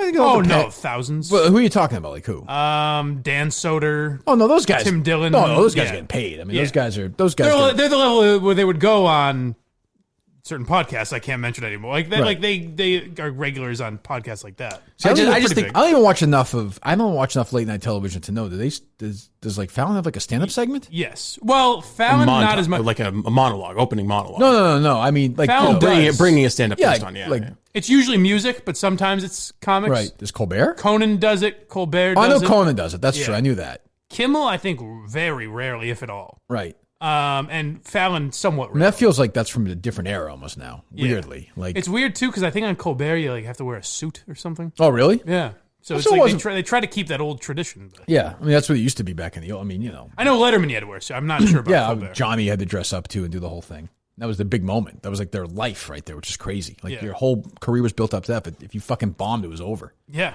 I've been watching those lately. Like I watched Seinfeld's first Tonight Show and Steve Martin. Maybe there were a few I watched recently. Yeah, which is interesting. But yeah, so all right. So that's when did you say the comedy? So it'll be out Sunday. Sunday on where? The YouTube channel. YouTube channel. You have a guest on it, huh? No guest on the first episode. Drop the mic. Drop the mic. Okay. Yes. When are you taping it? Tomorrow. You're taping it tomorrow. Yeah. For Sunday. Yes. Okay, good. Who's Justin producing? Yes, I believe so. Who better for a comedy? The great duo. One of the great comedy minds ever, Justin. Yeah. He's our ace in the hole. He is. All right, anything else, Steve? I have a parody of song. No, we haven't had one of those in a while. Okay. That was good. That was good. I'll tell you what I do hate about Will's I like Sturm. We have songs, staff members doing these songs now. What's that? I liked Will's other one. Oh, here's Tom Myers. Okay. Well, a student that used at Goucher College in Maryland. Yes. Politipod is his podcast. You've heard of Words of Mass Destruction, though. You've listened Words to of that Mass one? Destruction. Yes. This is a fucking long bio he wrote for himself. There's also Pitchforks, Torches, and Other Random Thoughts. He's appeared on television reenactment series as well. He was in the background of House of Cards. Oh, was he really? So Yeah. he's one of those guys, too. He does his... Yeah, he's like an extra. He's also a PA announcer for youth baseball tournaments. Yes, the Aberdeen Ironbirds. One of the very first people. He looks a little more like Giamatti almost. But I there's can some see that, but Buscemi yeah, there's some there. Buscemi. Yeah. The eyes, there's Buscemi. Yeah. One of the first people to explore political humor. I didn't know that. Yes. Really? Yeah. That wasn't done like 60 years ago? No, he's one of the first. All right. I'm sorry, what were you saying? I like Will's songs, but I just hate that he tries to show you how talented a musician he is. I think he wants to show off his pipes, his producing ability. I'll take the opposite take of that. I think that he's not confident enough in his voice, so he needs to auto-tune and add a lot of special effects and everything. He doesn't let his true innate talent shine. I guess. You think so? Yes. I think he thinks he's a good singer. He definitely thinks. Well, then why does he use the auto-tune so much? I think he thinks he's like a musician, you know? Yes, like that's what I'm trying to say. Well, yeah, he definitely is a musician. He's too artsy He with definitely is a musician? Well, I mean, he's musically oriented. I'm not saying he's like talented, Leonard Skinnerd. Okay. Well, no one's saying that. Okay, there you go. All right, open up the phones. Let's take a few calls and get out of here today. On a free-flowing, bullshitting kind of Thursday. You know, what else are you going to do? It's what we do best. I think you're going to step on our free-form Friday No. tomorrow. That's Friday. We know Thank that. God. I never understood that. You did see the new Neither did I. the new Harvey Weinstein accuser? Weinstein, you were right the first time. Yeah. Yes. Yeah. You tried to rape her? Yeah, poor. I don't buy it. Go ahead, Mike. This one I don't buy. Listen, a lot of them seem to hold water. At this point, that's the only reason I bring any of those out is because Mike is going to instinctively defend them. I don't know if this one really passed, poor Mike passed muster. Mike wasn't. His core point was almost not wrong yesterday, but he kind of got lost in the weeds. Well, as usual, I was defending the wrong argument. What I mean is, that statement alone is not bad. Just what was, Whoopi was referring stuck to the, in the 80s, boy, it was different than the movies than it is today. You would have been fine. Yes. You should have just, go while you're ahead. Rape is different. Yes. It's different for all kinds. Yeah, defending rape is not, that's a weird hill to die on. I like to think people know what I mean. Well, yeah, I think they did. By the way, no, whatchamacallit being done outside at all. No construction, No no. construction. It's good. You can hear the Canada geese honking out there, though. Shit. Think without all those pesky Go cars. shoot them, would you please? I got to tell you, it's disturbing how many times I've been driving home and thought, this is such a good time to be a Canada geese. Fuck those fucking geese. What? I hate him. It's a good time to be a Canada geese? Yes, because there's no one in the parks. They're like all the wildlife are coming out and like reclaiming the areas that we'd previously banished them from. So you like think of trading lives with them? New Jersey, Connecticut, they're going to be overrun with bears this summer because people just aren't out and about and they're not being scared off. Oh, you think so? Yes, I'm concerned about Look at that. They do have a plush life, those geese. Yeah, I mean, okay. We tweeted out? You thought about dream of being a goose? Yeah. No, I haven't dreamed of being a goose. I drive along. He's imagined. I see the geese. I see the geese kind of taking over parks where once people would be walking their dogs and the geese would be kind of out why along does the it edges. appeal to you though? It doesn't appeal to me. It angers me. Why does it anger you? Because I fucking hate Canada geese. Steve's saying he too would like to spread his wings. No, I hate Canada geese. They are pests. They're oversized rats. They come into public parks. They shit all over the place. What do you do? They'll attack dogs. They'll attack people, and somehow they're protected by migratory bird conventions. I've been alive for 45 years. I'm not going with you. I've never been attacked by a Canadian goose ever. No, I've ever seen they wouldn't attack you because they're large, but they're nasty, foul creatures. I have a dog. And then people come around and they go to parks and they feed them bread and they're like, oh, the cute little goose. There's nothing cute about a Canada goose. There was a picture on the East Long Meadow Reminder of a girl getting bitten on the ass by a goose. Which was really painful. Yeah. So how long has this been? When did this start? When did this begin to fester for you? Probably in my early 20s. Oh, okay. So for the first 20 years of life, you were fine with it. Then one day, what happened? Well, there were probably in my early 20s. Okay. There were 3 Canada geese that moved into Ripley Pond, where my childhood camp is. Mm-hmm. And I would fish at night, and the Canada geese would see the light that I set up on the pond, and they would come in, and they would fuck around with my fishing. Did you ever shoot them or anything? I caught one. What'd you do with it? I let it go. You caught it? Yes. What do you mean, with your bare hands? Yes. What'd you do to it? There are a couple of different times I caught Canada geese. Okay. One time, one of my buddies was taking a shit in the bathroom up at the bunkhouse, and I threw the geese through the door. Into the shitter? Yes. The goose was calmer than you might expect. Why would you? I don't even understand why you would do that. You don't fear that? Because I'd be freaked out. I'm afraid. I want no part of them. Yeah, they didn't freak out once you have your hand around their neck. Do you ever strangle? They kind of understand. No, I never killed your hand around their neck so they couldn't breathe, right? No. Gentle but firm grip, and they calm right down. They don't flail around because I think they instinctively understand. So your friend was doing a Mr. Poopy, and you threw the goose. Here's in a there? goose, motherfucker! I don't understand. Correct. Why? It was funny. I mean, you're taking a shit. You're sitting there taking a shit, and then all of a sudden, a 35-pound bird comes. You're a very strange person. That is funny. I'll give him that one. That's a good prank. I guess. I was expecting the goose would be more on my side and would like attack my friend and it'd be a better story. Just fly away? Well, I mean, it was trapped in a room. How'd it get out? You just open the you freak out? They opened the door and it just walked out. I would literally fucking freak. I would kill you if you did that. Yeah, birds freak me the fuck out. Well, noted. If you're ever fishing with me up on Ripley Pond, I will never attempt to throw a Canada goose at you. Are you thinking of going to Ripley Pond? So I am. So you catch them while they're like they just fly at you and you grab them? No, they're so conditioned to accept that people are going to be throwing them breadcrumbs. You hold food there? Or what? No, you just stand on the water's edge and you pretend like you're sprinkling breadcrumbs or something, and they come up and they're just fucking psycho. Come here, dumb goose. God, you're a psycho. They get too close. You'll be safe with me. You do the fucking ninja hands and grab them right by the neck real quick. Jesus. Ninja hands. It's acting like Brooks at first with the pigeon. Like, come on, little fella. Well, the good news is everyone will believe this one. There will be no. I think I have photographic evidence of this one. Really? Of the guy taking a shit? No, of me with holding a goose by the neck. I probably shouldn't release it though because I think it might be a crime. You're safe today. In this world today. Is that really true? That it's a crime to harass migratory fowl? Did you did this? A bird by the neck? Yeah. How are the people going to dig through this one, Mike? How are they going to find the There's truth? no way to. It'll just be. No, they'll say his lies are evolving. he's starting to tell non-falsifiable unanimously disbelieved. I think it's the most believable thing Steve's ever said. Really? I just picture him at night, just like, here, birdie. Come on, friend. I do imagine there's a calm to Steve that birds may not even notice he's there. Right. Like he just kind of blends into nature.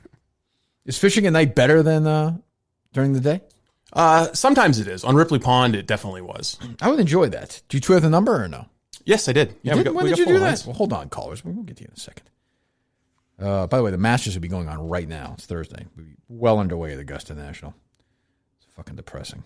Oh, you'd be there. We wouldn't be doing shows right now. Today we would have done the show. I was going to fly out today. Oh, okay. Do it. Yeah. So it'd be you and Steve tomorrow. Oof. Maybe we'll do it anyway. That exciting. way. Yeah, people will like that. You tweeted out, Steve? I thought I did. All right, they're there. Steve just said he kills Steve just told birds. A lie? That's not true. You're gonna tweet out another. He did say without saying it. He doesn't kill them. But doesn't he, though? Doesn't he? But, well, no, he uses them for pranks, for hijinks. They're like my comedic props. Fine. What's a more accurate way to tweet Simpson it? of Maine. No, I'm like a carrot head. Or carrot top. Steve just says he captures... Carrot head? I said carrot top. How about he hunts geese by hand? Yeah, that sounds too... He captures geese. But hunting is almost more... It's almost what he does. No, I take a catch and release policy when it comes to Canada geese. Lures them in. How about Steve grabs geese by the neck and uses them for pranks? Steve just said he murders geese. That's fine. It's another lie. Well, they'll know. They'll listen to the show and they'll find out.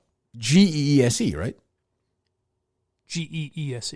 Right? People think it's Canadian geese, Canada geese. But Steve just said he murdered geese, right? Yeah. No, I didn't say I murdered goose. No, I did not say I murdered geese. The sentence is correct. Yes. Geese plural. I'm not saying you may disagree with the accuracy, but your grammar is correct. That's what the statement is a lie. Do we know what happened to that goose after it was in the bathroom? I mean, you're choking it and then you throw it in the fucking bathroom. I did not choke it. Do we look at... Go ahead. Good morning. Hello, how are you? I don't know what to say. It's fucked up. Have you heard this discussion, caller? 207, you're up. Yes, Patient Minahan. Is that you? I suppose it is. Good morning. Good morning. The doctors had a discussion with me. Thought it would be a good idea for me to play along with this game. If you were to put in a padded room, stranded on an island. Okay. What 5 albums would you choose, but you can't repeat the artist? Oh, jeez. I can't repeat the artist? So I'd assume one artist. You can't use them twice. So no 5 Bruce. I was just saying, go Bruce Petty here anymore. Enough Bruce. No, I'm not interested. I'll take one Springsteen album. Nah, I'm good. That's not the game. No, I'm out. Not interested. Thanks. See you later. You have to take the deal. Can't do it. No, I couldn't do it. I'd be so bummed out without the other ones. I couldn't do it. Really? Thanks. No. You wouldn't just go Bruce. And why would I be on some island? Doesn't make any sense. Well, you're not. Now you're just. No, I'm not playing that game. You're just being difficult. Doesn't make any sense. You may be in these times. They're going to send me to some island, but they're going to let me pick albums. That seems implausible. These are sort of these are nice captors. You know. I don't think I really that one I have to give some real thought to. It's a good question. It's a fair question. I apologize. I'll think about it. I'll answer later. Hello. Hello. Am I on? You sure are. You are. Sorry. So I had a question about the 5/22 date you guys have for the. All right, we'll talk to you later. Memorial race. Oh, the memorial race. I'm sorry, I was thinking the Wilbur. Yes, it's 5/23. No, 5/22 is a date that's not relevant. 5/23 is the day after. We just happen to pick 5/23. So that's where my question is. So I run the Dave Portnoy Death Clock Twitter account, and I'm pretty sure it's 5/18 that you said on the. No, too bad. Whatever. Well, you know what? That gives me. You know. Let's stick with 5. Can we stick to 5/22 for now? I'm going to give Dave 4 more days of life. Is that fair? Yeah. All right. Update your clock. That's a good Twitter account. We like that account. Yeah.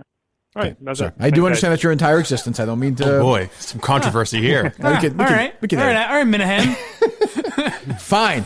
You smug asshole. Fine. That's what you want. Fine. But I listened to this segment and I know what you said. Well, you pinned me down. We're sticking to 5/22. Have we kind of run with that in the past few weeks? I think we have, yeah. Well, there you go then. I'm sure someone will investigate the complete history of the evolution of Dave Portnoy's death day. I have no doubt. It's 5/22. Dave's going to make it. He's going to fight through 5/18. If he dies on May 18th, I guess I'll take some credit. Maybe May 18th is the day he's intubated. Could be. I think if he dies in May, you deserve some credit. Thank you, Mike. That's nice of you to say. I don't think the way this is going, I don't think he's going to last until 5/22. Attaboy. You're probably Sheldon from North Dakota? Is this Sheldon from North Dakota? Yeah, of course it is. How do you get on every day? How do you get on every day? I don't know. I haven't yet figured out when people are like, it's so hard to get through. It's like, I get through every fucking day. He just stays on hold. Are people just lying, Steve? I mean, how many calls do we get? Do we get thousands of calls every day? It reports the busy signals. Like right now, we're up to 363. Okay, we're 2 minutes in, so it's all just right. 8 guys, though. That's probably true. But it doesn't make it any less difficult, though. It does say that this gentleman called yesterday 5 times. Oh, you called only 5 times yesterday, Sheldon? It says 5 total calls. I don't know if that was all yesterday. Okay. Yeah. What do you got, Sheldon? Okay, so how often do you actually look at Twitter? Do you read the comments or? No, I'm not a big comment looker, really. I can only stay on there so long because it literally drives me fucking insane. Yes, it can do that. Because I read about all Alyssa Milano and then I forgot about it, and then you fucking brought it up the next day on the show, and then I got pissed off all over again. Fucking. I'm sorry, Sheldon. I apologize. I'm just trying. You know, man, I'm just trying to get you through the day, buddy. I can do something different if you want. I won't bring it up again. No, I was very angry today. Mike. I don't know. I know about Alyssa Milano yesterday. Look, all women are lovely. Okay. Sure. She has a quality I personally don't find attractive in women. She has very dark, hairy arms. Really? Yes. I thought you were going to say hypocrisy. No, that too. But that is a physical attract. I don't like hairy arms dark hairy arms on a woman. So you don't like Italians? No, that's not true. Hey, that's not true. Oh, hey, it's not true. It's not true. No, it's many Italian women that are molto bene, as we say. But that's for me is like not my favorite thing.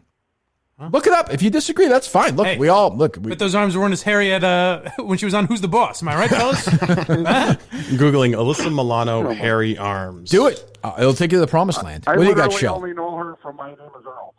Oh, that's right. She was on that show, which was not funny. But yeah, go ahead. Yeah, and she was dumb. So right.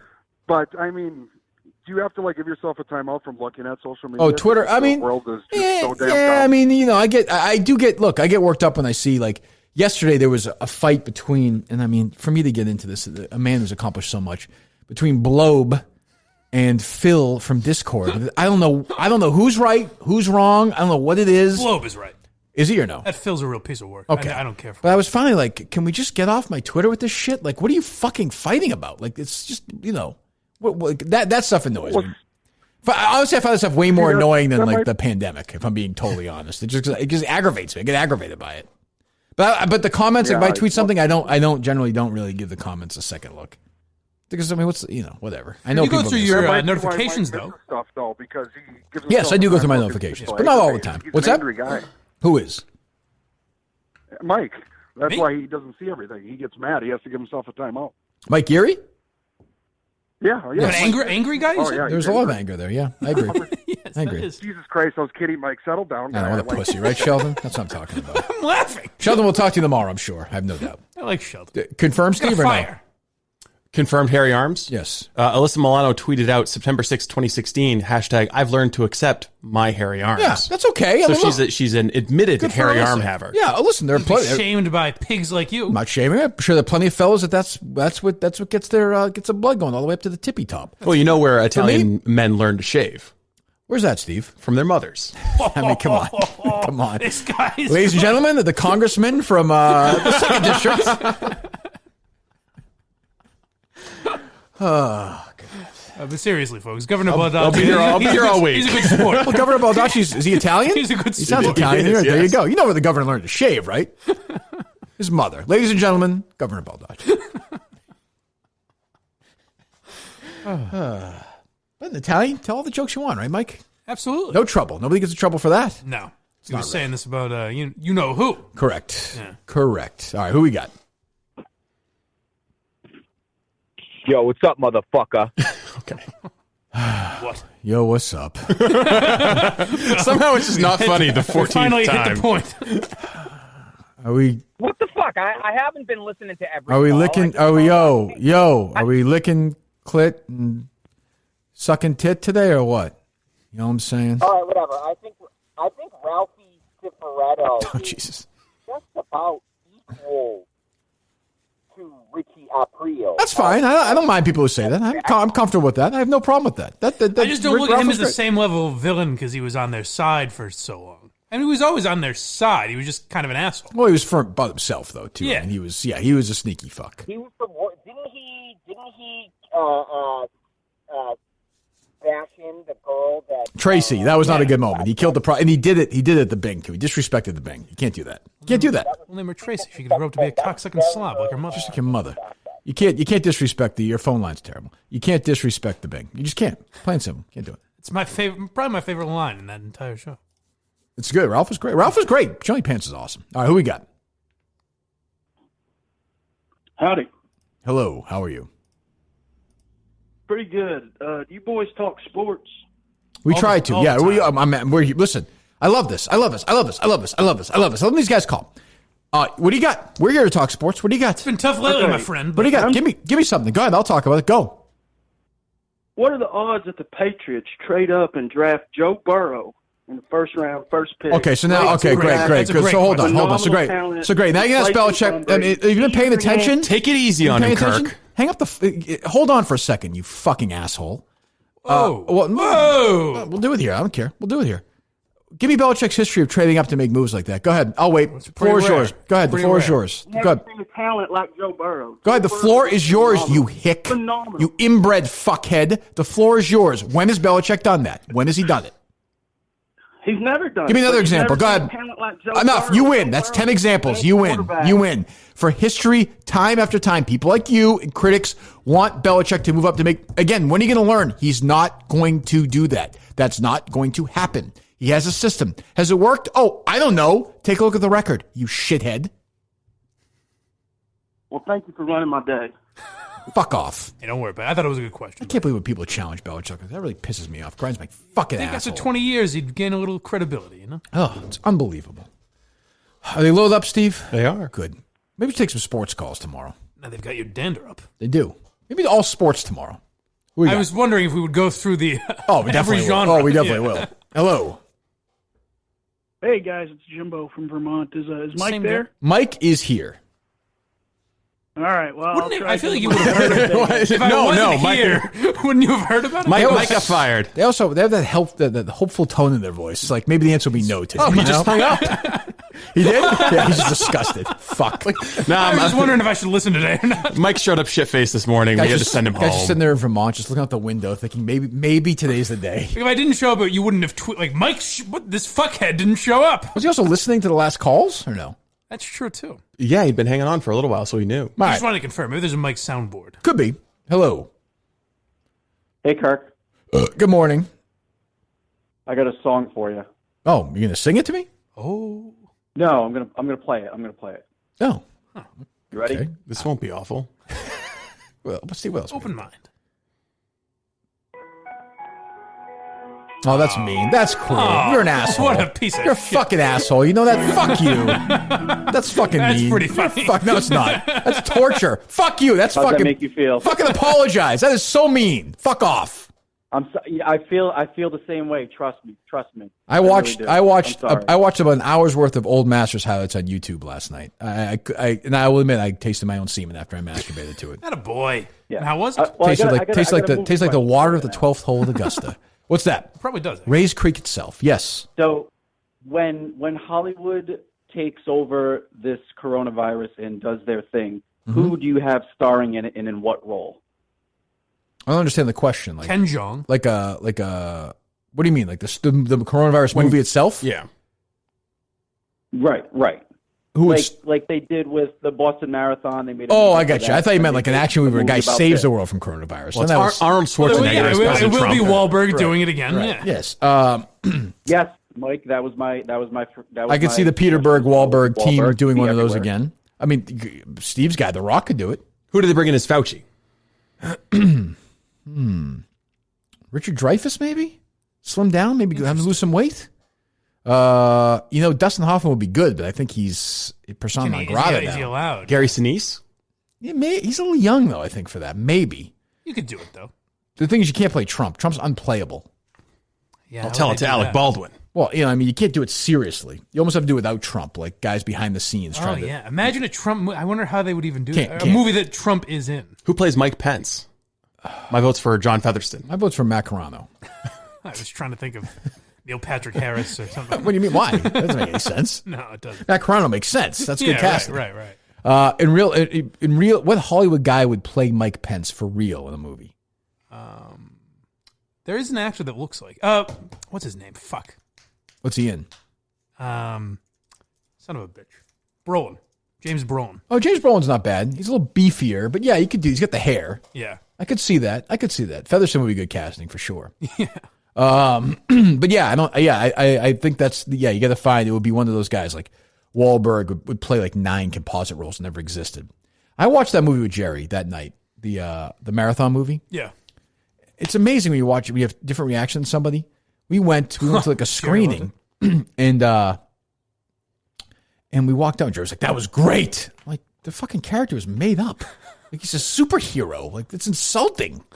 Fun fact. He's like, I don't care. We got the bad guys. Fun fact about that screening. Your appearance there was used to me as like a never fuck up with this type of a thing. My buddy, John, who was on the street team, was like taking people's names and shit as they entered the screening. Yeah. And when you came, he goes, what's your name? And we're all supposed to know, like on-air people. Right. And you go, Kirk Minifan. And he's like, oh, shit. Like he realized what he did. So that was used as like, don't ever do this. I can't imagine I was an asshole about it. You weren't really an asshole, but it was used as like, right. We don't want to piss him off. Like, don't you dare. I mean, he was killed. Yes, of course. Yeah, he's no longer with us. I could see that being something that you come in on a Monday. You definitely seem annoyed. He said, yeah. Well, it's one of those things. I don't remember, but I just picture walking into a movie you're doing. Like you're looking, if you're set up as a work. It's also a work night. I had to do work the next day, and it's a 7:00 movie. I'm probably in a bad mood anyway. And this fucking guy is like, "Who are you? What's your name?" He works at that. That would annoy me. He worked at the company. It was like his first week or something. Fucking idiot. Whatever happened to him? He's in the military now. Oh, good. Yeah. Well, good for him. He shipped off somewhere, I'm sure. Good for him. Good. Yeah. But Jerry was like, it was great. It was great. We got revenge. I'm like, the fucking thing is made up. Like, what are you talking about? Wahlberg literally flies in at the end, like stops a bullet. Yeah, you guys ruined that movie for me. I couldn't after you saying that. You don't think Wahlberg ruined the movie? Yeah, that's true. I could have gone into it with an open mind and just suspended disbelief a little bit, but you guys shitting on it just made I couldn't do that anymore. And Jerry's a movie talker too, which is unbelievable. What a foul human being! It's like he's a real piece of shit to talk during a movie. Thank you. I was trying to live. Foul. Listen. Well, he's not wrong. Oh, it's good. It's good. Yeah, he's like, yeah, that's close to the finish line. We're watching. I'm like, sure, shut up. I know. So does he just talk to himself? He was talking to his wife. Over to you and... He was talking to his wife, but he can't whisper. Like because everything with him is like that. Yeah. And you're like, shut the fuck up. And I turned to Curtis next to me. I was like, Jerry's a movie talker. Yeah, I'm not like that at home. Like if it's just me and Alba, I'll talk. But that's about it. No, but you're in a theater, you know. No, I don't wear pants. Yeah, he didn't wear pants that night either. That's true. Now watch me get infected. What's that, Jerry? Now watch me get infected. Are you putting words together there? Is that edited? No. Really? That sounds weird. Now watch me get infected by the clerk at CVS tomorrow. Sounds like speak and spell when I was little. The next day. It sounds like Jerry's working at CVS finally. He's got a little job. Good for him. It sounds like fake secondary quarantine doing it Jerry does. It does. and us clipping together the word. Like we have Jerry's book on tape and we're clipping it together or something. Oh, well. All right. Take some. Are they loaded up, Steve? They are. All right. Let's go. That's funny. See, the calls lead to that kind of Hey, magic. what's going on, guys? What's up? Idea for you. what are the thoughts on a Kirk Minifan show golf tournament and fundraiser? Yeah, let's do that. Next week, tomorrow. I figured. Yeah. Yeah, we do Obviously today. after this is all over. Oh, we do it tomorrow. Yeah, I mean, we've talked about that. We'll see. I mean, we're doing the 5K. Are you going to run the 5K? I'm going to try. Okay, good. We'll take that. We're going to do that nice galvanizing experience, and then we'll move on to the next thing, which will be in the fall, as you'll find out today, and then we'll find something else to do. Don't worry about it. I don't really think this is the time to be thinking about fundraisers or charity. I would agree with We that. should be thinking about ourselves. Is that why you retweeted Frankie Borelli, Kirk? I did, yes. That's exactly why I did. That's exactly why I did I it. saw you retweet that, and I was like, ooh. I think I was the first one that did that. That is going to stay. Tweeted up for like 4 seconds. I was like, retweet. We could do the golf tournament in Madawaska. You know, if you're tough enough. Sure. You get a hair in your chest. Oh, in the winter. Yeah, play some golf next February. Yeah. The Dr. Sheffield's golf tournament, by the way, did get pushed back to August. Okay, so we're in for that. Yes. Okay. Back in Connecticut. Yes. The home of Dr. Sheffield. Yes. Good. Excellent. Sounds good. Second annual Red Snapper golf tournament. Good morning. Can I ask you a question about your mental health? Yes. Tread lightly. It seems like the right time for you to ask me a question. Yes. I'm wondering, people look at your show as cocaine and crack, and they need it. And, if Steve posts a show an hour late, people freak out. Mm-hmm. Is it a burden for you mentally it that is. so many people rely on you for enjoyment and happiness? Yes. What do you want me to say? Yes, Okay. it is. Well, yeah. I mean, it is. What do you want? But then they bitch and moan. You can't win. I find that I think most of the fans hate the show. They hate listening. Yeah. That's my take on it. Yes. That seems like a negative thought pattern Well, I'm that just being should honest. probably be here. addressed. Well, I'm just being They honest. just haven't here. shown their appreciation. Yeah, I've not seen a lot of appreciation lately for banging out these shows every single day. But that's okay. Look, whatever. They do what they One have more to do. question. Oh, okay. I didn't mean to get in your way. Would you fuck the one-legged hooker from The Sopranos? I didn't really like her. No, she smoked. When you smoke, it's an out for me. That's his follow-up, too. How's your mental health? No, I mean, it's a natural. I expected it. I wasn't that thrown off. I didn't like her. No. Thank you, Kirk. I wasn't a massive fan. I love you too. I wasn't a massive fan of the women of Tony Soprano. I'm not going to lie to you. No, I mean... Gloria Trillo I liked. Yeah, well, I was going to say that, but I know people will put a certain connotation to it. But do yeah, you I mean? liked her as well. Well, they say she looks like someone else in my life. She does, sort of. That's true. Yeah. That's Hey, true. She does, She's kind an of. attractive lady. A victim of Weinstein, too. Yes. That I did not get wrong. That is true. Right, and that maybe is the reason I'm drawn to her. That could be it. But like the foreign Gumar at the beginning was okay. She was cute. Yeah. Julia Margulies, There's another one that I liked. I didn't can't like think the of one who. with the horse, that whole one. I didn't really like her that much. Maybe that's who I'm thinking of. Yeah, she did. The one that wound up getting burned up, remember? Yeah. And Tony left when she was in the hospital. He's like, I gotta go. He's like, look at She's his not watch. Jesus. All right, who we got? But that's kind of good because when you think what level of woman would go for Tony Soprano, there would be a drop off at some point. I guess. You know? Like He's the a powerful- classiest He's a powerful guy, but they also have to be tied up into that world. That's true. That's true. Yeah, who am I speaking to? Hey, Kirk, how are you? I'm fine, thank you. A little curiosity. I wasn't around during this time, but whose decision was it to hire Mike Salk? I thought he was going to say me. Thank Both of them fair. Well, I mean, I gotta go back. Yeah, I mean, so people who don't know, hold on. So people who, okay, go ahead, please continue. I was in the service. I had to listen through that terrible app that kept dropping. I kept wondering who the frick was on the goddamn fucking radio with Mike Hawley. So He can make anybody sound bad, but that guy was bad. True.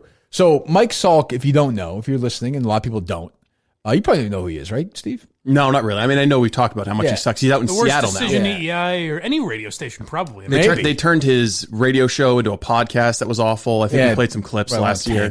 So Glenn Orway got fired in February of 2013. I was still doing weekends and fill-in at the time. So I found out he got fired. I thought there was a chance they were going to tap me to replace him. And I was like, thank God they didn't. That would have been an unwinnable role. I didn't want to work with Hawley, all that, But they went with Mike Salk, who was supposedly from Boston, but not really. But Jeff Brown, who was the GM at the time, really liked him, and Jason Wolf liked him as well. They brought him in. I didn't know him at all. I had no idea who he was. The first day he was on with Hawley, the first day I was listening, and I called him up. I used to talk all the time. He would drive back from his 2 o'clock shift. He'd be done at 2, and he'd call me like 2:30. We listened to the first segment, and he called me afterwards, and I said, this is a disaster. This is literally not going to work. It's over. And it was over from the beginning. Then about 2 weeks later, I started with John and Jerry. Like literally, it was 2 weeks later. And Saved the station. Thank you. And I was the first one who at least would say, this guy sucks. Like everyone during the breaks would be like, can you believe how bad Salk sucks? Well, on the air, I was like, he sucks. And I drove him out, which is one of the nice things I did. I don't get any gratitude from Entercom. It's hard to describe how bad he sucks. His voice was terrible. He's humorless. He was very ESPN radio-ish. He spent an entire episode or a day talking about some food from Toronto, cheese fries. He was edgeless and humorless. And just, hold on a second. If he was defending Poutine, I can get behind that. Poutine. Tomato. I've heard Poutine. How nobody has even prank called this guy is beyond me. He's a he has to have a show. He doesn't have a show anymore. He doesn't have a show anymore. Good. And by the way, he was. I suppose we have to get his cell phone. And here's the part of it though that really mattered. Like he was an asshole. So like if he was a nice guy and sucked at his job, be like Mutt. Correct. There you go. But but he was an asshole. Mutt is 50,000 times a broadcast. This guy. That's all you need to know. This guy was. So who's to blame for that experiment? Jason Wolf and Jeff Brown. Now Jason Wolf was run away from it. It cost him his job, and I would tell him that. He'd get mad at me. I'm like, Jason, you're gonna lose your fucking job because of this guy. Lost his job within 5 months. Jason Wolf. So Mike Salk treated everybody like shit. He treated the people. The Jimmy Fund hated him. That's all you need to know. He treated them poorly. Really? And I know that when he left, he complained that the reason Jerry and I went after him so much is that we were anti-Semitic. And I was just like, great. I wouldn't fucking care if you were. I'm sure Dale's. I wouldn't have even known he was Jewish. Neither did I, by the way. I was going to say, Salk does not seem one of the famous names of the tribe. Right. That's what we were told. So whatever. I mean, I am pro-Semitic. I am anti-fucking horrendous radio, and he is the worst ever at it. Ever. Go listen to him. Ever. He's the fucking, what's the guy's name? Dan Meyer? Oh, Tom Myers. The Tom Myers of fucking of radio. That's tough. Until they got rid of me, it was the worst decision they had ever made, the company that hired him. Well, I remember my dad called me because, so you know it was a big deal, because it was such a rare occurrence. He said he was listening to that show, and Michael Holley on air is not a very confrontational guy. Hated him, yeah. And my dad called me because one day, I guess, Salk said something, and there was a pause for like 8 or 10 seconds, and Michael Holley just goes, sometimes you are impossible to work with. And then they just kind of like went back to doing their show. And my dad was like, do you know of anything? I was like, no, I didn't know. But he had the worst instincts. Like he was purposely contrarian, but yet wouldn't really fight. It was just he was almost cunty, It was just like there was no way you could win. So I remember when they got rid of Glenn, and Glenn was an institution in Boston. He's been doing radio. He's in his. That was the problem too. He was following a guy who's kind of a legend. And Glenn's still on the radio now. I like Glenn. He's a great guy. He's in his he's probably closer to his mid-80s now. But they did like this buffer sort of in between where they had people filling in with Hawley. Classic EI, so stupid. Yeah. Suppose they should have said Mike to fucking Hawley, go home and we'll have people do shows for 2 weeks and we'll start the new show. They didn't do that. So I was on that Monday after. Glenn did his last show Friday. I filled in on Monday with Hawley. At that point in my life, had never seen such vitriol on the text line. Everything was fuck you, you fucking suck, oh, really? Fuck off. Who's this fucking asshole you're bringing in? Who's the asshole on with you now, Hawley? Fuck you, Hawley. You couldn't win. It could have been the greatest show ever. It wasn't. Yeah. But that was my first experience really being like, wow, people are fucking mad. Yeah, it's tough following. I mean, I think the reason you always say it's tough following the guy, like we look at Stern, it's tough following the guy, but they brought in David Lee Roth, which was disastrous. Right. So it's going to be tough for them no matter what. Oh, for sure. Yeah, like I think if they got rid of John Dennis and brought me in February 2013, it would have been a disaster. Oh, you think so? Totally, because I didn't know how to host a show. Like I didn't know how to co-host a show at that point. I see. I had the perfect bridge. I worked with two guys who, whether I liked them or not all the time, at least weren't afraid to talk about stuff and were more interested in what I was interested in, even though sometimes it was work to get there, as opposed to going on the show where it's just a sports talk show. It was, for me, the perfect entry into that world. Yeah. Like I would have been, people say, oh, if you'd gone with Lou Maloney or with Michael Hawley, with a tank, they would have fucking been so sick of me after 2 months. You think that would have been interesting, though? No, because they would want to talk sports all the time. Yeah. Like, to Jerry's credit, you can tell now, like that was not where his heart was. Right. He got dragged there because he felt like he had to, but, so. That's interesting. I always wondered if you were with someone else, how the trajectory would have been. Way different. Yeah. I mean, I might still be here, maybe, but maybe not. I don't know. All right. They load up, Steve, or no? They are. All right. We'll take a few more and get the fuck out of here. Kirk. Yes? Hello? Oh, wanted to talk some TV real quick. I'm sure Sure. you've done a bunch of it already. Not too much. Sopranos? Sweet. Watching The Sopranos now, obviously. And then Mm-hmm. I did want to defend Steve. I watched The Boys, the first season. There's no reason to defend him. I didn't say it was bad. I just haven't watched it. Yeah, I haven't watched it. I'll give it a shot. I will give it a shot. I watched the first episode and a half. Yeah. I liked the first episode, but then after going into the next episode, it didn't hook me really. I finished Ozark last night too. So I'm done. So maybe I'll jump over to The Boys. I'm glad you mentioned. So I'm catching up on Ozark. Mhm. I'm almost done with season 2. And is it typical for an FBI agent to be that vulgar? He seems a little. He's a little evil. A touch harsh. Yeah, he's like Jesus Christ. That's one thing with Ozark. They go way over. Ozark lost me at the start of the second season. I'm back in. They lost me at first 2, but I'm back in now. And I saw somebody tweet out, so Ozark is kind of like Breaking Bad, except for without the levity and the good writing. It's a ripoff of Breaking Bad, honestly, yeah. But it's like I saw someone tweet out like, "Oh, do you take Marty and Ruth or Walt and Jesse?" It's not even close to it. Like that relationship doesn't really. Yeah, it was Kevin, right? Did he say that? Maybe. Yeah. Well, yeah. I mean, no, it's the show's fine, but it doesn't have the. It's not going to last like Breaking Bad did. And it's not like Breaking Bad was obviously inspired by The Sopranos. Like that's pretty obvious. Yes, I would say. But this is more of a ripoff. It's a than ripoff. an inspiration. Yeah. It's just a different side. It's the money laundering rather than the actual drug trafficking. Correct. Anything else? Hang on. That was it. Okay. Defended you, Hi, Steve. Seamus. Hello. It's your dad again. Hey, Dad. Yeah, well, I apologize for hanging up yesterday. Yeah, but Dad, I mean, I would think. Got a call from. Oh, rude. Who called you? Sorry. Well, I got a call from that dick Andy Orey, so I had to give him a. He is a dick. There's no doubt. Why would you answer his call though, Dad? I mean, you know what happened. Well, you know me, not good with technology. Press the wrong button. So. No, that can happen. How is Mom doing?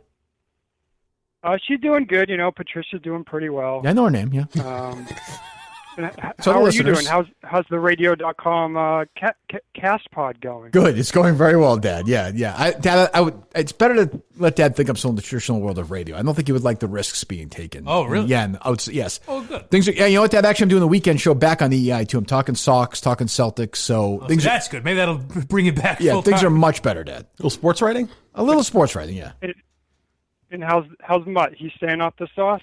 No, Dad. You know that he is not. I know you're upset. I know we haven't talked, but I know your spirit was there. How drunk Mutt was at your wake and funeral. But it's an issue. The guy's got a problem. Well, at least he was there, and Trenny wasn't. So that's a good point, Dad. Thank you, Dad. Weird that your dad would focus on that. Dad, you seem very low energy. I mean, is it what life was like up there? Typically, what he was like, or no? No, I mean he had some life to him. You know how it is. You know how I don't. Golf gets tiring. So what gets tiring? Finished 18 rounds. Golf. 18. You played 18 rounds of golf today? He's golfing in heaven, baby. We're in heaven, so everything's multiplied. Okay. You're probably not familiar with the work of Mike Geary. Are you, Dad? Have you met Mike yet or no? Mike Geary. No. No. Okay. But he doesn't sound very interesting. Okay. He's not. Dad. All right, Dad. Dad, I'll talk to you later. I love you. Even buddy. make that assumption. All right. Oh, I forgot to tell my dad something. Hopefully he'll call tomorrow and I can tell him. He's not going to be happy about this, but that's okay. Go ahead. Hello. Turkey. Yep. Could you tell the story of John Dennis? We're down at, I think it was spring training when he got hammered. He did something to somebody's wife or said something to somebody's wife. Do we really want to get back into that? Just lay it out. You used to hint on it. You hint at it on the old show. You guys never actually told the story. No. I don't. I mean, I would love to. Pasta sauce. I feel like you can tell that story. What is the sauce? Oh, John's living his life now, and I think he's sober now. He said 5 years or something. So I don't, Very good. You know what I think of when I think of secret sauce. I'll let him tell the story, but I will say there was manipulation going on and fingers, like a digital manipulation. Yeah, Really? and fingers and holes and. Huh. Anyone see it? Some did. Yes, some did. It was like a consensual Biden. If anything was done consensually. Yes. And I would say if there was some slimeball co-host of the show might have dropped his napkin and looked down to see what was going on and confirm it. I could say that may have happened. Well, you must have told that story though, because I think someone knew about it. I think DEC or someone knew about it. We told it on the show. Well, I never told the story fully on the show. Not no fully. fucking chance. I don't think. No. That would be get no. I definitely did not. Then how do I? People may have been told at events, one-on-one, and then go on social media We may like have fucking heard idiots and talk about it, and then they learn. You don't get to be told other things. Then that's what I would say. But yes, there was Carrabba's is a fine Italian restaurant down in the Fort Myers. Yes, I think that's what it's called, right? Carrabba's. Not Carrabba's. Carrabba's. Oh, Carrabba's. Yes. And I will say Bob Orr was there. Jerry Callahan was there. I was there. John Dennis was there. Fans were there. It was quite a night. Quite a night. Yes. Bobby Orr knows how to hang, apparently. He sure does. He was hanging out. He had a good time. He had plenty of questions the next day. Taking in all the But look, John just tweeted the other day. He's been sober for 5 years. We texted back and forth a little bit about it. So, of course, the one I text now on the Dennis Callahan show is John Dennis occasionally. But seems to work. But I'm happy that he is, and I know if he is, that's great. He was really, really, really, really, really needed, and he was like I always say, I stopped drinking when I was young, and I was not drinking every day. I think for his age, if to stop is way harder. He had been a drunk for fucking 50 years probably. Yeah. So hopefully he's doing well. I don't know. Yeah, it's an EI calls today. Jesus, usually that annoys me. I don't know why. Today it doesn't. Who knows? It's because it's a freewheeling Thursday. Whatever. But I'm glad he's doing. What's that? It's a throwback Thursday. Yes. EI talk, yes. Hello. What's going on? I mean, you want me to recap the last 2 hours for you or what? No, I think I'll hear them later. Okay. All right. Sounds like he's been scolded. God, I hate people. No. What do you want? Think you'll hear it later? No, You're not going to listen? You don't seem like you're going to be running in the 5. You don't seem like you're going to be running in the 5K to me. Am I wrong? Oh, I will. This is PK. I was on the Providence swim team. I will easily. He was on the Providence swim team. This guy's been trying to get on Mike and the Minifans. Oh, boy. What aspirations trying to get in back life? on. He's been on once. What goals you have in life? To try to find a job right now. Yeah, that's not going to happen. Is this guy of energy you brought the first time, Mike? Yeah, more or less. All right, Are you mad at Mike for not being back on Mike and the Minifans? Yes. So this question relates to that. Oh, go ahead, please. I didn't mean to get on Mike and the Minifans. I was in Puerto Rico. Okay. Yes. And we had an earthquake a few days later. I remember you. I remember this survived. episode. Yeah. Yes.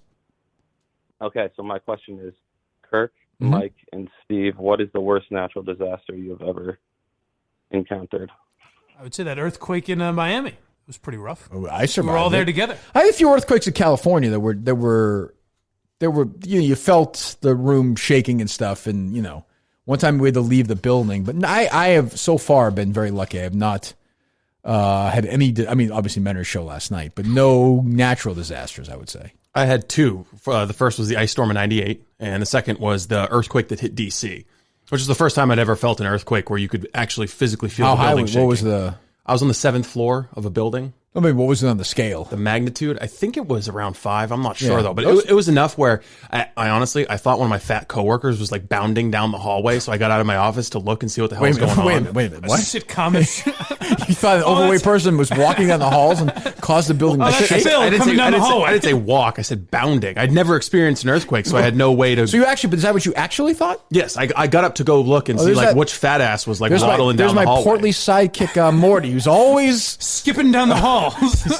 Morty, it didn't last long. Morty, are you on that diet again? It was me and my buddy Neil. We survived. Neil McCabe? Yes, we survived. Neil W. McCabe? Oh, Neil's a fatso? No, he's not a fatso, but he and I, we survived the earthquake They were in the together. cube together. So he was like, it's that fatso again. I think it was bounding down the hallway. It was 2011 or 2012. Yeah. I'm sure it is. I'm sure people will look that up and verify that. So you're giving yourself a year's worth of room on that one. Well, I'm just saying when I was working there. I don't know the exact date of it. I can look it up right now. How about you, PK? Anything else?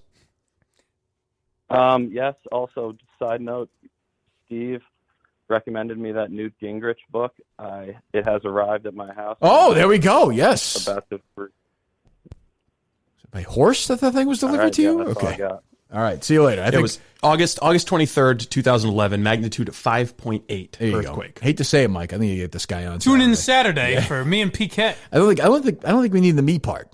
Just PK time. PK? All right. PK and the Minifans. You can fill in for let him host. I'd say PK is not the only one who's reaching out for literary recommendations. I would think not. I think we'll be doing a book club too at some point, so be ready for that. We can all be in this together. Oh, good. Is there going to be a Joan Rivers, Gary Shandling, Jay Leno type fill-in for you when you're away?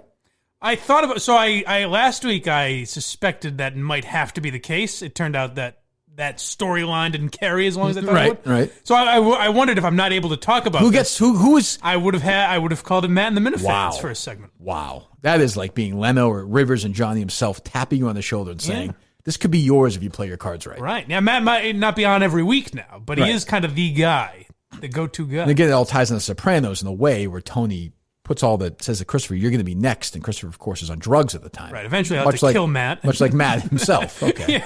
Well, all right. Good. Who's up next? Are they loaded up, Steve? They are. All right. Why not? Hey, what's up, guys? What's up? Hey, so I just finished listening to yesterday's episode this morning. I'm not sure if you all caught it or not, but one of yesterday's callers slipped in a reference on you. Okay. What was it? He asked you what's October looking like.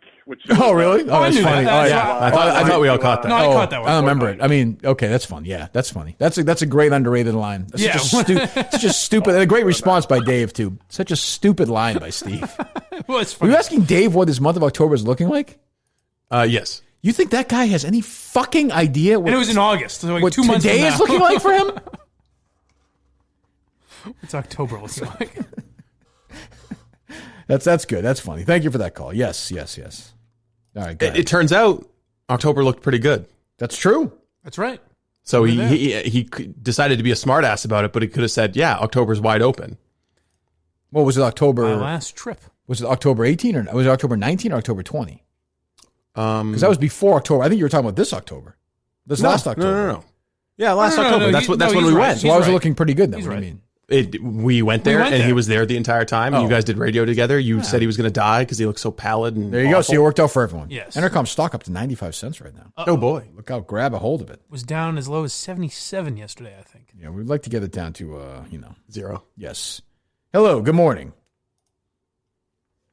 Hi. How are you? Good. How are you? I'm all right. Good. I didn't say hola. Can you tell him to stop doing that? Okay. We'll follow your exciting line of thinking. You say hello to start a phone call. Oh. What do you want? Right. Question for Kirk. Okay. Stephen King. I'm just getting into him. You got a recommendation? Heard of The Shining. I mean, something lesser known. One of those lesser known bestsellers of his. I mean, they're all pretty well. Here's a recommendation. Tell him to go fuck himself. Jesus Christ. Whoa. What is your issue with him? Because he's a big left-wing smug asshole. So what? He's like the Alyssa Milano of horror writing. So what? But listen, he's a fucking jerk if off. Stephen King does a book that's the equivalent of Alyssa Milano's podcast, then you can criticize it. How much money has he donated to coronavirus victims? I have no idea. Neither do I. Probably not a lot. What the fuck are you talking You about? hate everyone that may not have donated a lot. Every couple months when I'm up in Maine in the summer, every year or two, I'll read a story in the paper about how Stephen King donated this much to this family or that family. I think he's pretty damn generous. It may be, but he's probably got some self-interested motive behind it. Doesn't write his own books. Like what? I don't know. Anybody could take a bunch of acid and write books. Yeah. Is that what you did? Yes. Okay. Explains all the Kennedy stuff in there. But I would say 11/22/63 is my favorite Stephen King book. It's 1,000 pages, but if you want to read it, I would suggest reading it. And watch the series. The series sucked. I will. All right. Okay. Thank you, Jesus. You're welcome. All right. Jesus. You have a hard-on for Stephen King. He hates him. Yeah. Well, it's the opposite of a hard-on. Okay. A flaccid. He's got a flaccid. Okay. You've got a penis. softie for Stephen King. Guy's a great writer. What say you? If he wrote him. 10% maybe. Okay, go ahead. Who's up? I can't handle this. Hello. What is the difference between Hungry Heart and something like The Ties That Bind? What is the difference between Hungry Heart and something like The Ties That Bind? Is that a joke or no? Well, no, question. Oh, I don't know. What's the difference between fucking We Are the World and fucking, I don't know, whatever. Hello by Adele. There's songs. The tone, though. How can you just sit back and not like Hungry Heart? It doesn't. Did you call again yet? Did you call yesterday about this? Yeah, you're coming up to a birthday He wants to party give you in a comeuppance. He wants justice. How's your daughter doing? She's getting the shots right now. I'm waiting in the car because I can't go in with them. Why not? Coronavirus? Hello? The coronavirus. Fuck that. Put on your best dress, baby. Come on. And darling, fix your hair up right. Come on. Hair up right. That's a great song. Great song. Well, I always feel good when I hear the Ties Up By. I always feel. Put the Ties Up By on for me, Steve, would you please? Let's go back to 1980. Would you, cats and kittens? All right, we'll talk to you later. You can't really use that. You get to listen to it later. Why Tiger not? King kind of ruined that for you. Ruined what for me? That's what she says every time. Hey there, cats and kittens. No, she did. I know. That's true. That's true. God. Leave Bruce on as we take a few more calls. We have full lines still? We do. Oh, God. Crazy people. I wonder when they decide to stop, because sometimes it's like, oh, no, they stopped calling. Yeah, I think they good Max Weinberg there. All right, who we got? 617, you're up. Hey, Kirk. This is Ransom Cook here, and I just had a baby. This is Rancid Cook, and you just had a baby. I'm just trying to get. I don't want to get anything wrong during this call. Ransom? Ransom Cook. Oh, you just had a baby. Like a ransom note. Yes, Oh, just had a baby ransom. 3 days ago. Ransom Cook. Congratulations. Ransom like a ransom note. Yeah. I understand. I guess the first time. Is it a boy or a girl? Wait, no, like what? It's a what boy. would we It's a use boy. to? What's your name? What's your first name? Ransom. That's my first name. Yeah, Ransom like a What is ransom it? note. It's also, there's a character in Ransom Knives with an Out. N, That's with two also N's. Like the called Mel Ransom. Gibson movie, Ransom? Yes, like the Mel Gibson movie Ransom. Like the notes they write. Ranson is Yes, what you're saying. yes. Like give me back my son. Grandson. Ranson note. Yes. Yes. Yeah. Okay. A boy or a Ransom. girl? Boy. What would you name him? His name's John. John Note. Yeah, John. That's good. Well, I was hoping. I just was So hoping beautiful. because I was hoping his podcast Jesus, you could just give him your blessing so that Sure. he can, Put his live a nice life. put his testicles up to the phone. I will bless them. Thank you. I'm actually at the pediatrician's office right now, but Flood of that going on right now. Are you near your son right now or no? well, I'm walking towards him because you just told me to. Please grab his testicles. Okay. I'm walking towards him. All right. Thank you. All right, babe, we need to get his testicles up for Kirk to bless them. Thank you. We have him? Yep, we have the testicles. They're up. Okay. Hello, Mom. Congratulations, Ransom and John. It became too real. John, may those testicles lead you to become.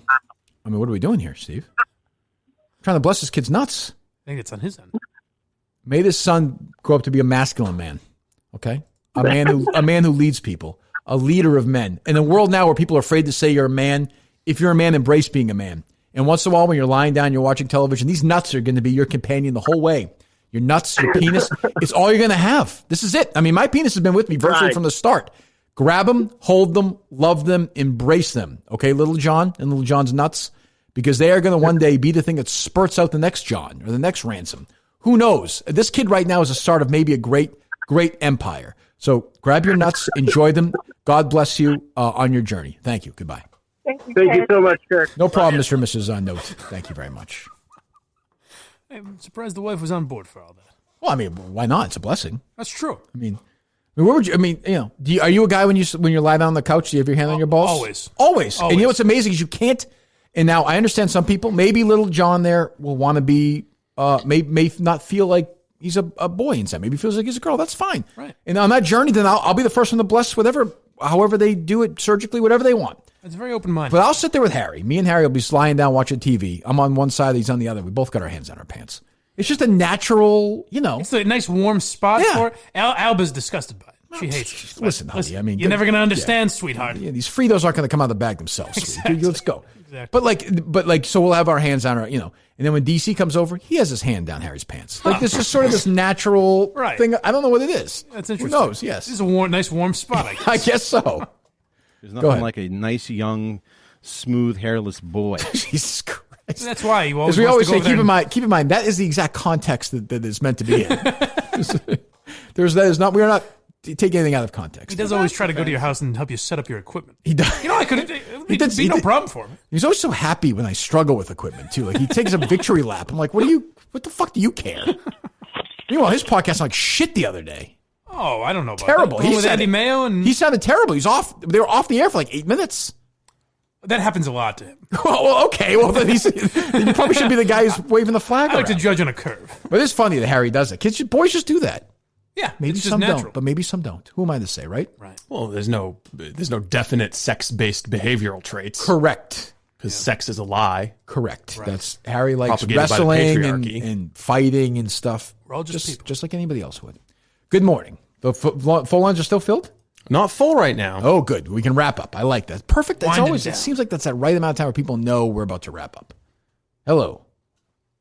Hello. Hey, you were talking yesterday about Carcinio with Dana Carvey. Yes. Okay. Now, you failed to mention the funniest character in that, and who, in my opinion, is the funniest Phil character Hartman. in that Phil time, Hartman. who was Phil Ed Hartman. McMahon. You said Phil Hartman. Phil Hartman. I said it. Now, I said it. I said at the end of it. Yeah, Phil Hartman is Ed McMahon. I did mention that. How dare you? So it's to you, and it's also to our resident comedy expert, Mike here, who I don't know how familiar he is with Hartman's work. Where would Phil Hartman be now? He's 72 years old. What role in the comedic atmosphere? I mean, the occasional. I wonder about that. He would be a good. The occasional guest star on some sitcom. Yeah, and he would be a good like dad in a sitcom or something like He'd that, be- where he's he- not in every single episode, but he's got a He might good be. role. He might even be like the sarcastic grandfather on a sitcom. I was, now. you know what he would have been good as, like Chevy Chase's role in Community, something like that. I mean, he was. I have said this. Phil Hartman is the greatest SNL performer of all time on the show. He's my Agreed. favorite SNL. The most diverse. He could do anything. He was. Now there are others who were probably funnier. But now, and by the way, if you ask Lorne Michaels, you read these books. Lorne Michaels says the same thing. He was the best SNL cast member ever. Maybe not the funniest, but the best. He's my kind of humor too. Like I love Phil Yes, Hartman. great. I mean, just incredible. His Sinatra was unbelievable, Unbelievable. obviously. But one of the funniest ones, and what prompted me after you were talking about it yesterday, I watched the Clarence Thomas hearings where he played Ted Kennedy. Where he plays Kennedy, it's great. That's one of the funniest sketches I've ever seen. I like the Unfrozen Caveman Lawyer too, but he's even like he's even greater. Like what makes him so great is like when he plays the dad in the Matt Foley sketch. Yeah, like where he's he's just just funny trick- in yeah, that. Like trick he's guy, just yeah. where he's doing the low-key guy. Yeah, and he's like, oh, Billy Shakespeare here, and he's like and he's deadpan. He doesn't break. Like Applegate breaks in that sketch. Brian in his art. Yeah, Farley would break all the time. If you watch that sketch, Spades breaking, like Hartman never breaks. He never. I hate when they break like that. He never did. But he is almost better. His career might be better now than it it was 20. Like he's almost perfect to be an older guy in comedy. Yeah, I think he would be like sitcoms or movies. Yeah, I think he'd be like a beloved, like Fred Willard type almost. Yeah, yes, that's a good one. Like a guy who I think people appreciate more. He was not. People didn't like him as much as like a Kevin Nealon. He was actually funnier than people thought at the time. Yeah. This guy, he was almost like that. The first time I saw Phil Hartman, for me, was Three Amigos. I think. Well, he's got to be the saddest story. When I learned that, oh my god, that's a podcast series that somebody should do. Actually, well, Rogan talks about it a lot because he was on that. Yeah. He was on what's it called? News Radio. Yeah. Where he told him like you got to get out of there, and he's like I can't. Phil Hartman like really believed in marriage, like staying together, Right. and that's why they never She got was a divorced. mess. Yeah. All right. Any couple more, Steve, or no? Yep, we can take a couple more. All right, let's take a few more. Hello, Kirk. Okay. It's your old friend, Tony Clifton. It's not Mark Moroso. Okay, hello, it was Tony. William Bendit. Yeah, that's true too. And I'll be your friend. And you That'll can be- suck oh, okay, there- my testicles. Oh, that's inappropriate, Tony. I Tony, you I weren't took blue, a don't shit you? this morning. Did you, Tony? And I looked in the toilet Go bowl. ahead, yeah. And there was Mike Geary's sense of humor. Tony, that is Tony. Tony, I'm a Tony Clifton fan. Tony, that is too blue for us. I don't understand. Tony, why? Tony Clifton sucked on my testicles, my lover. Anything else, Tony? Gloria Lawson, I fucked her good. Gloria Loring, back in yep, the yep. 70s. Okay, yep. Okay, anything else, Tony? Kirk, I got my manager here with me. Mm-hmm. He wants to talk to you. Is that okay? Sure, absolutely. I would love to talk to your manager, Tony. We could use Tony at some point, maybe. Steve, no? Sure. We could have somebody funny in here once in a like while. a mic replacement? Yes, yeah, right. Hang on 1 second, Sure. you fucking asshole. Well, I mean, I don't know if I can handle that all the time, Tony. That's a lot. Kirk. Yes. It's Jerry's Uncle Mike. Oh, you're Tony's manager? Yes. Oh, okay. Well, I've been musically inclined for about 30 or 40 years Well, now. you noticed that. Oh, okay. Well, what would you like us to do with Tony? Mr. Is it Well, Jerry's no, uncle? Kirk. I've got something a lot more alarming than anything Tony has to say to you. Oh, I don't know. Tony's going to be happy with it, but okay, go ahead. There's huge shortage of lamb chops and wool socks in the city of Boston. Did you know that? I didn't know that. What's that? Why don't you tell me why that I is? did some investigating on my Okay. own, Uh-huh. and what I found was that my nephew Jerry, Yeah, I he had a had feeling. stolen and bought all of the lamb chops, and he put them in a wool sock and then he fucked them and spilled his cream all in them because he can't find any fucking sheep to shack. Thank you, Jerry Song. That's a good way to... The fucking Callahans are not all sheep shaggers. Okay, I am the black sheep, and that's no pun intended, but I am the black sheep because I never bought in to the family motto of sheep shacking. Hopefully this caller is not at a pediatrician's office, but who knows? No, he is. He's a pediatrician. He's actually working on the kid? Kirk. Oh, yes. Go ahead, please. Thank you for everything you've been doing, lad. And I love that your middle name is Seamus. Thank you. And Tony's getting a blowjob from a 14-year-old girl at the moment, so I've got to go. All right, thank you. Don't endorse that. And I look forward to talking to you later. Yeah, call anytime. Call anytime. He was like Rickles at the end when he gets serious, when he breaks characters. There's just sing a song. Jerry's uncle. Well, that's a good way to wrap it up, I'd say. Sure. All right. Well, thank you to Dr. Sheffield's. Dr. Sheffield's Natural Toothpaste. DrSheffieldNaturals.com. DrSheffieldNaturals.com. Go to CVS, Rite Aid, Walgreens, right? Yes, correct. Yes, and available at Walgreens, Rite Aid, CVS, yes. The new pop-up hospital in Worcester and any COVID-19 testing site. Is that true? Yep. They give me some toothpaste as well? Dr. Sheffield's, yeah. Wow, wonderful. That's great. Yeah, that makes sense to me, I would think, right? Sure. Yeah.